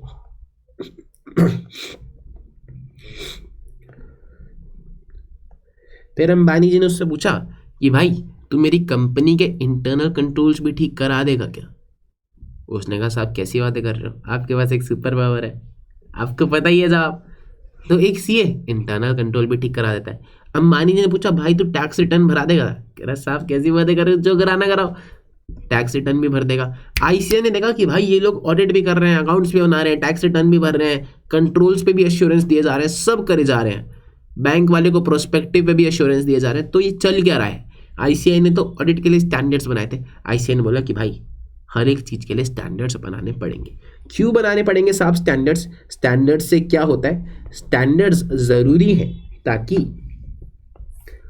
ऑडिट को या किसी भी चीज़ को एक एस्टैब्लिश्ड बेंचमार्क के अगेंस्ट किया जा सके ग्लोबल प्रैक्टिसेस के हिसाब से। इससे क्वालिटी इंप्रूव होती है, यूनिफॉर्मिटी प्रमोट होती है कि सब एक जैसे ऑडिट करते हैं। पिज़्ज़ा हट का बेकार है, डोमिनोज का अच्छा है, यहाँ का बेकार है, वहाँ का अच्छा है, लेकिन ऑडिट ये सीए भी वैसे ही करेगा, वो सीए भी वैसे ही करेगा। आपने कभी नहीं सुना होगा कि ये सीए ऑडिट बढ़िया करता है और ये सीए ऑडिट बेकार करता है। क्यों? क्योंकि सारे ऑडिट स्टैंडर्ड्स के हिसाब से करे जाते हैं, और चाहे कोई भी सीए करे वो स्टैंडर्ड के हिसाब से करेगा, तो वहाँ पर क्वालिटी मेंटेन रहती है, यूनिफॉर्मिटी प्रमोट होती है। स्टैंडर्ड्स की मदद से प्रोफेशनल अकाउंटेंट्स को नॉलेज और स्किल मिलती है और क्वालिटी इंश्योर रहती है, मेंटेन रहती है। बात समझ में आई? तो इसलिए उन्होंने हर एक चीज़ के लिए स्टैंडर्ड्स सेट कर दिए। हिस्टोरिकल फाइनेंशियल इन्फॉर्मेशन के लिए स्टैंडर्ड्स ऑन ऑडिटिंग, रिव्यू कराने के लिए standards on review engagement, other than assurance engagement, other than audit and review of historical financial information के लिए standard on assurance engagement. Assurance engagement क्या होता है? तसल्ली देने वाली एंगेजमेंट। ठीक है, तो ऑडिट के लिए स्टैंडर्ड्स ऑन ऑडिटिंग, रिव्यू के लिए स्टैंडर्ड्स ऑन रिव्यू एंगेजमेंट, और किसी चीज़ पे अगर वो तसल्ली दे, चाहे वो इंटरनल कंट्रोल पे दे, चाहे वो प्रोस्पेक्टिव फाइनेंशियल इन्फॉर्मेशन पे दे, तो इसके लिए है स्टैंडर्ड्स ऑन अश्योरेंस एंगेजमेंट। ठीक है, और अग्रीड अपॉन प्रोसीजर्स, अकाउंट्स बना देना, रिटर्न फाइल कर देना, कुछ भी जो काम वो बोले वो करने के लिए स्टैंडर्ड ऑन रिलेटेड सर्विसेज, यानी कि हमारी नॉलेज से जो भी रिलेटेड काम है वो सब कर देंगे, उसके लिए है स्टैंडर्ड ऑन रिलेटेड सर्विसेज। ठीक है, स्टैंडर्ड ऑन ऑडिटिंग कब लगते हैं? ऑडिट ऑफ फाइनेंशियल स्टेटमेंट्स के दौरान। ये एस्टैब्लिश करते हैं हाई क्वालिटी बेंचमार्क स्टैंडर्ड्स, जिसके हिसाब से अकाउंट्स बने होने चाहिए, जिसके हिसाब से हम ऑडिट करेंगे। ठीक है, इसमें wide spectrum of issues cover है, हर एक चीज़ कवर है, तुम्हें पता ही है। अब ओवरऑल ऑब्जेक्टिव भी कवर है, डॉक्यूमेंटेशन के ऊपर भी स्टैंडर्ड है, प्लानिंग के ऊपर भी स्टैंडर्ड है, रिस्क के ऊपर भी स्टैंडर्ड है, हर एक एस्पेक्ट कवर कर लिया जाता है। एग्जाम्पल 230, 500। ठीक है जी। फिर है स्टैंडर्ड ऑन रिव्यू एंगेजमेंट। ये एक लिमिटेड अश्योरेंस एंगेजमेंट है, रिव्यू ऑफ फाइनेंशियल स्टेटमेंट्स पे अप्लाई होता है, और इसमें भी हम सफिशिएंट अप्रोप्रिएट एविडेंस लेते हैं, भले ही हम फ्यूअर प्रोसीजर्स करते हो एज कंपेयर टू ऑडिट। इसके दो एग्जाम्पल हैं, SRE 2400, SRE 2410। ठीक है जी, इसका नाम आप प्लीज़ याद कर लीजिएगा। स्टैंडर्ड ऑन अश्योरेंस एंगेजमेंट कह रहा है कि other than historical financial information, review और ऑडिट को छोड़ के हम किसी और चीज़ पे जब तसल्ली देते हैं, चाहे वो प्रोस्पेक्टिव फाइनेंशियल इन्फॉर्मेशन हो, चाहे वो नॉन फाइनेंशियल मैटर हो, जैसे कि इंटरनल कंट्रोल के डिज़ाइन एंड ऑपरेशन के ऊपर तसल्ली देना, तब लगते हैं standard on assurance engagement. SAE 3400, SAE 3420। फिर है standards on related services. Standard on related services apply होते हैं जब हम अग्रीड अपॉन प्रोसीजर्स करते हैं, यानी कि जो भी रिलेटेड है हमारी नॉलेज से, जो भी उसने बोल दिया, हमने कहा जी कर देंगे, पैसे दोगे तो that is agreed upon procedure. हम दोनों के बीच की बात है। उसने कहा complete set of financial statement बनाना है, हम बना देंगे। उसने कहा सिंगल फाइनेंशियल स्टेटमेंट बनानी है, सिर्फ बैलेंस शीट, सिर्फ P&L, हमने कहा हम बना देंगे। उसने कहा सिर्फ अकाउंट्स पेबल, सिर्फ अकाउंट्स रिसीवेबल, या फिर कोई भी एक आइटम का डेटा टैली कराना है, हमने कहा साहब करा देंगे, कोई दिक्कत ही नहीं है ना। तो उस पे लगेगा स्टैंडर्ड ऑन रिलेटेड सर्विसेज, जहां पर ऑडिटर को नहीं CA को, यानी कि प्रैक्टिशनर को बुलाया जाता है ताकि मैनेजमेंट की मदद करी जा सके। फाइनेंशियल इंफॉर्मेशन बनाने में कोई तसल्ली नहीं मांगी जाती, तसल्ली तो ऑडिट या रिव्यू में होगी। फाइनेंशियल इन्फॉर्मेशन सिर्फ बनवाए जाते हैं, कोई तसल्ली नहीं मांगी जाती। उसको हम कंपाइलेशन एंगेजमेंट बोल देते हैं, और उसमें ऑडिटर लिखता है रिपोर्ट में कि भैया ये कोई तसल्ली वाली एंगेजमेंट नहीं है, मैं कोई अश्योरेंस नहीं दे रहा हूँ, मैंने सिर्फ मदद की है मैनेजमेंट की फाइनेंशियल स्टेटमेंट बनाने में। क्योंकि जिम्मेदारी किसकी है? फाइनेंशियल स्टेटमेंट बनाने की जिम्मेदारी है मैनेजमेंट की, मैंने सिर्फ उसमें मदद की है, तो मैं कोई तसल्ली नहीं दे रहा हूँ। इसके एग्जाम्पल्स हैं SRS 4400, SRS 4410। इन सभी स्टैंडर्ड्स को मिला के कलेक्टिवली बोलते हैं एंगेजमेंट स्टैंडर्ड्स। इस पे ज़रा आप स्टार मार्क कर लीजिएगा, ये MCQ में आ सकता है। ठीक है जी।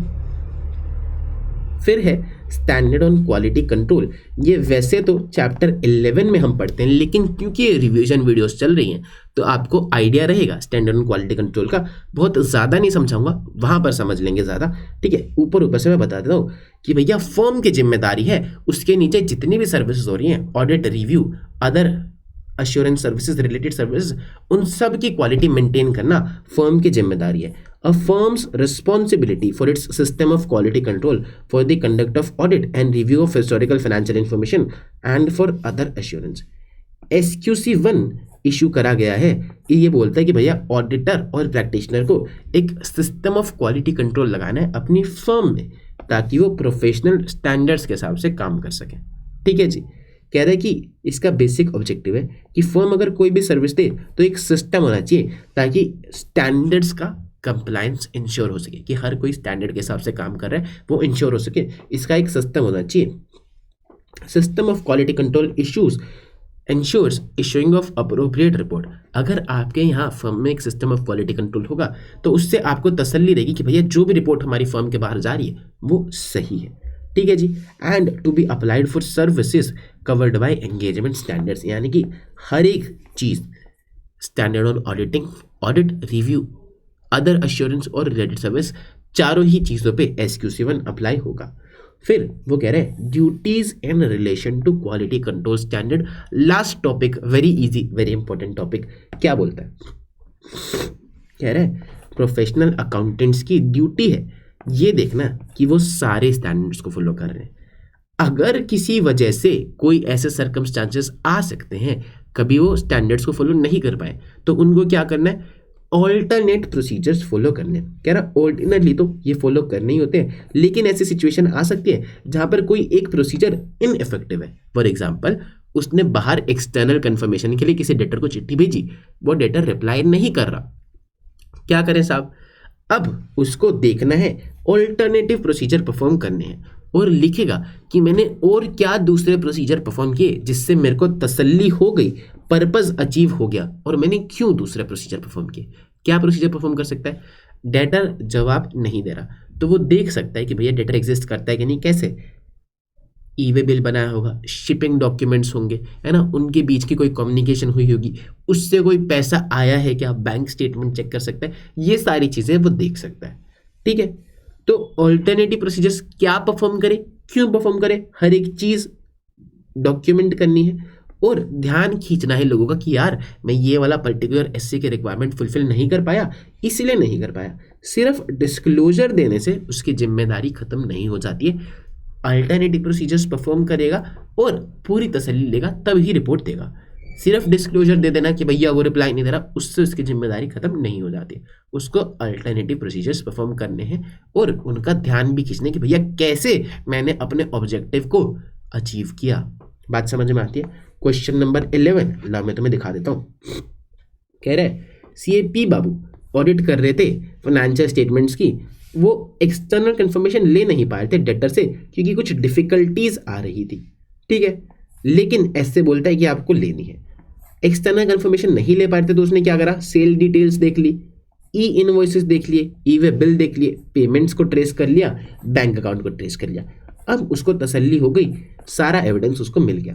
क्या उसकी कोई रिपोर्टिंग ड्यूटी है कि उसने एक चीज़ फॉलो नहीं करी? हाँ जी, उसको डॉक्यूमेंट करना है कि क्या प्रोसीजर परफॉर्म करे, क्यों डिपार्चर करा और कैसे उसने तसल्ली ली. बात समझ में आई? ये सारी चीज़ें उसको करनी है, ये उसकी ड्यूटी है. तो ये वाला टॉपिक आप एज इट इज़ लिख के आओगे. उसके बाद आप लिखोगे fact of the case, question में से कॉपी करोगे, कंक्लूजन एक लाइन का, लैंग्वेज आप चाहो तो क्वेश्चन में से कॉपी कर सकते हो. ठीक है जी. इसी के साथ हमारा चैप्टर 1 जो है वो खत्म हो जाता है. And I hope you have enjoyed this chapter. अगला चैप्टर है चैप्टर 11. बहुत ही अच्छी अच्छी स्टोरीज़ के साथ मैं आपको ढेर सारी चीज़ें याद कराऊंगा. ठीक है. देखो ये वाली स्टोरीज़ हैं, ये वाली स्टोरीज़ हैं, तो आप चिंता मत कीजिए, सब कुछ हम आपका यहीं क्लास में करा देंगे. आपको अगर तुमने वीडियो लाइक नहीं करी तो ना लाइक हो, वीडियो लाइक कर दो. एक अच्छा सा प्यारा सा कमेंट मेरे लिए छोड़ के जाना, मुझे बहुत इंतज़ार रहता है तुम्हारे कमेंट्स का, है ना. I am the happiest when मैं तुम्हारे कमेंट्स पढ़ता हूँ. तो मुझे बताना कि तुम्हें और किस चैप्टर में कौन से क्वेश्चंस में समस्या आती है, हम उस चीज़ों को सॉल्व करेंगे. कोई गाइडेंस चाहिए कि भैया पढ़ाई नहीं हो पा टाइम कैसे मैनेज करना है, नींद बहुत आती है पढ़ते टाइम, एट्सेट्रा एट्सेट्रा, जो भी तुम्हारी समस्या है तुम कमेंट में मुझसे शेयर कर सकते हो और मैं तुम्हारे लिए उसका सोल्यूशन लेके आऊँगा. ठीक है जी. Good bye, take care. और ऐसे ही पढ़ते रहो। ऑडिट इतना मुश्किल नहीं है ना। मुश्किल क्या होता है, 2 मिनट मैं अपना लेक्चर दे लूँ। Motivational speaker mode. अगर तुम किसी चीज़ को पूरी शिद्दत से चाहो तो पूरी कायनात को घंटा फर्क नहीं पड़ता ये तुम क्या चाहते हो। बात ऐसी है साहब कि मेहनत तो तुम्हें ही करनी पड़ेगी। जिस भी चीज़ को तुम चाहते हो उसको पाने के लिए मेहनत तुम्हें करनी पड़ेगी, काम तुम्हें करना पड़ेगा। You will have to put in the work, you will have to put in the efforts. तुम्हें आइडेंटिफाई करना पड़ेगा कि मेरे को कहाँ कहाँ समस्या आ रही है, क्या मेरे रोड ब्लॉक्स हैं, क्या चीज़ मुझे डिस्ट्रैक्ट कर रही है, कैसे मैं अपने दिन को और प्रोडक्टिव बना सकता हूँ। तुम्हें अपनी प्रॉब्लम्स को आइडेंटिफाई करना पड़ेगा, तुम्हें उसका सोल्यूशन ढूंढना पड़ेगा। मैं एज अ बड़ा भाई, एज अ टीचर तुम्हें गाइड कर सकता हूँ, वो सोल्यूशंस को इम्प्लीमेंट भी तुम्हें ही करना पड़ेगा। तुम्हारे चाह लेने से, चाहता तो मैं भी पता नहीं क्या क्या हूँ लेकिन तुम्हारे चाह लेने से कुछ पूरा नहीं होता। मुझे पता है कि मेरी सारी चाहतें पूरी हो जाएंगी। क्यों? क्योंकि I am putting in the efforts. और मुझे ये भी पता है कि तुम में भी वो काबिलियत है। तुम यहाँ तक आए हो, सीए इंटर तक पहुँचे हो, तो इसका मतलब है कि तुम एक बहुत बड़े तबके से बहुत ऊपर हो। You can do it, you have it in your self. लेकिन जिस पॉइंट पे तुम मेहनत करनी छोड़ दोगे, उस पॉइंट के बाद वो चीज़ें छूटती जाएंगी। जब तक तुम मेहनत करते जाओगे, हर एक चीज़ तुम अचीव कर सकते हो। ये तुम मुझसे लिखवा के ले सकते हो, मैं नीचे साइन करके दूंगा सीए वाले जो तुम बनना चाहते हो, अश्योरेंस दूंगा। और इस बात की तो मैं एब्सोल्यूट अश्योरेंस दे सकता हूँ कि जिस चीज़ को तुम पाना चाहो तुम उसके लिए मेहनत करो, ढूंढो कि कहाँ गलती कर रहा हूँ मैं, क्या चाहिए, क्या करना चाहिए। मुश्किलें आएंगी, अभी तो मैं हूँ ना तुम्हारे पास, तुम कमेंट करके मुझसे पूछ सकते हो, है ना। और ये कोर्स कोई नया तो है नहीं, दुनिया भर में, देश भर में इतने सारे बच्चों ने किया है, हज़ारों हज़ारों बच्चे हर साल सीए बनते। तो तुम्हारे पास तो इतने सारे लोग हैं गाइडेंस के लिए। तुम्हारे लिए ये चीज़ बिल्कुल मुश्किल नहीं है, पर एफर्ट तो तुम्हें ही मारना पड़ेगा। ठीक है जी, and I believe in you कि तुम एफर्ट मारोगे। There is always a choice, you have to make the choice कि मेरे को क्या करना है। क्या मेरे को बैठ के ग्रिप करना है कि यार ऑडिट इतना मुश्किल है, डिफ़िकल्ट है, कैसे होगा, कैसे याद होगा, या मेरे को बैठ के उसके नोट्स बनाने हैं, मेरे को उसको रिवाइज करना है, मेरे को उसको रिकॉल करना है, मेरे को उसके टेस्ट पेपर देने हैं। You have to make the choice. There is always a choice and I hope that you make a wise one. ठीक है जी, हम मिलते हैं आपसे अगली वीडियो में। तुम मुझे बताना कि तुम्हें अगली वीडियो किस टॉपिक पे जाए।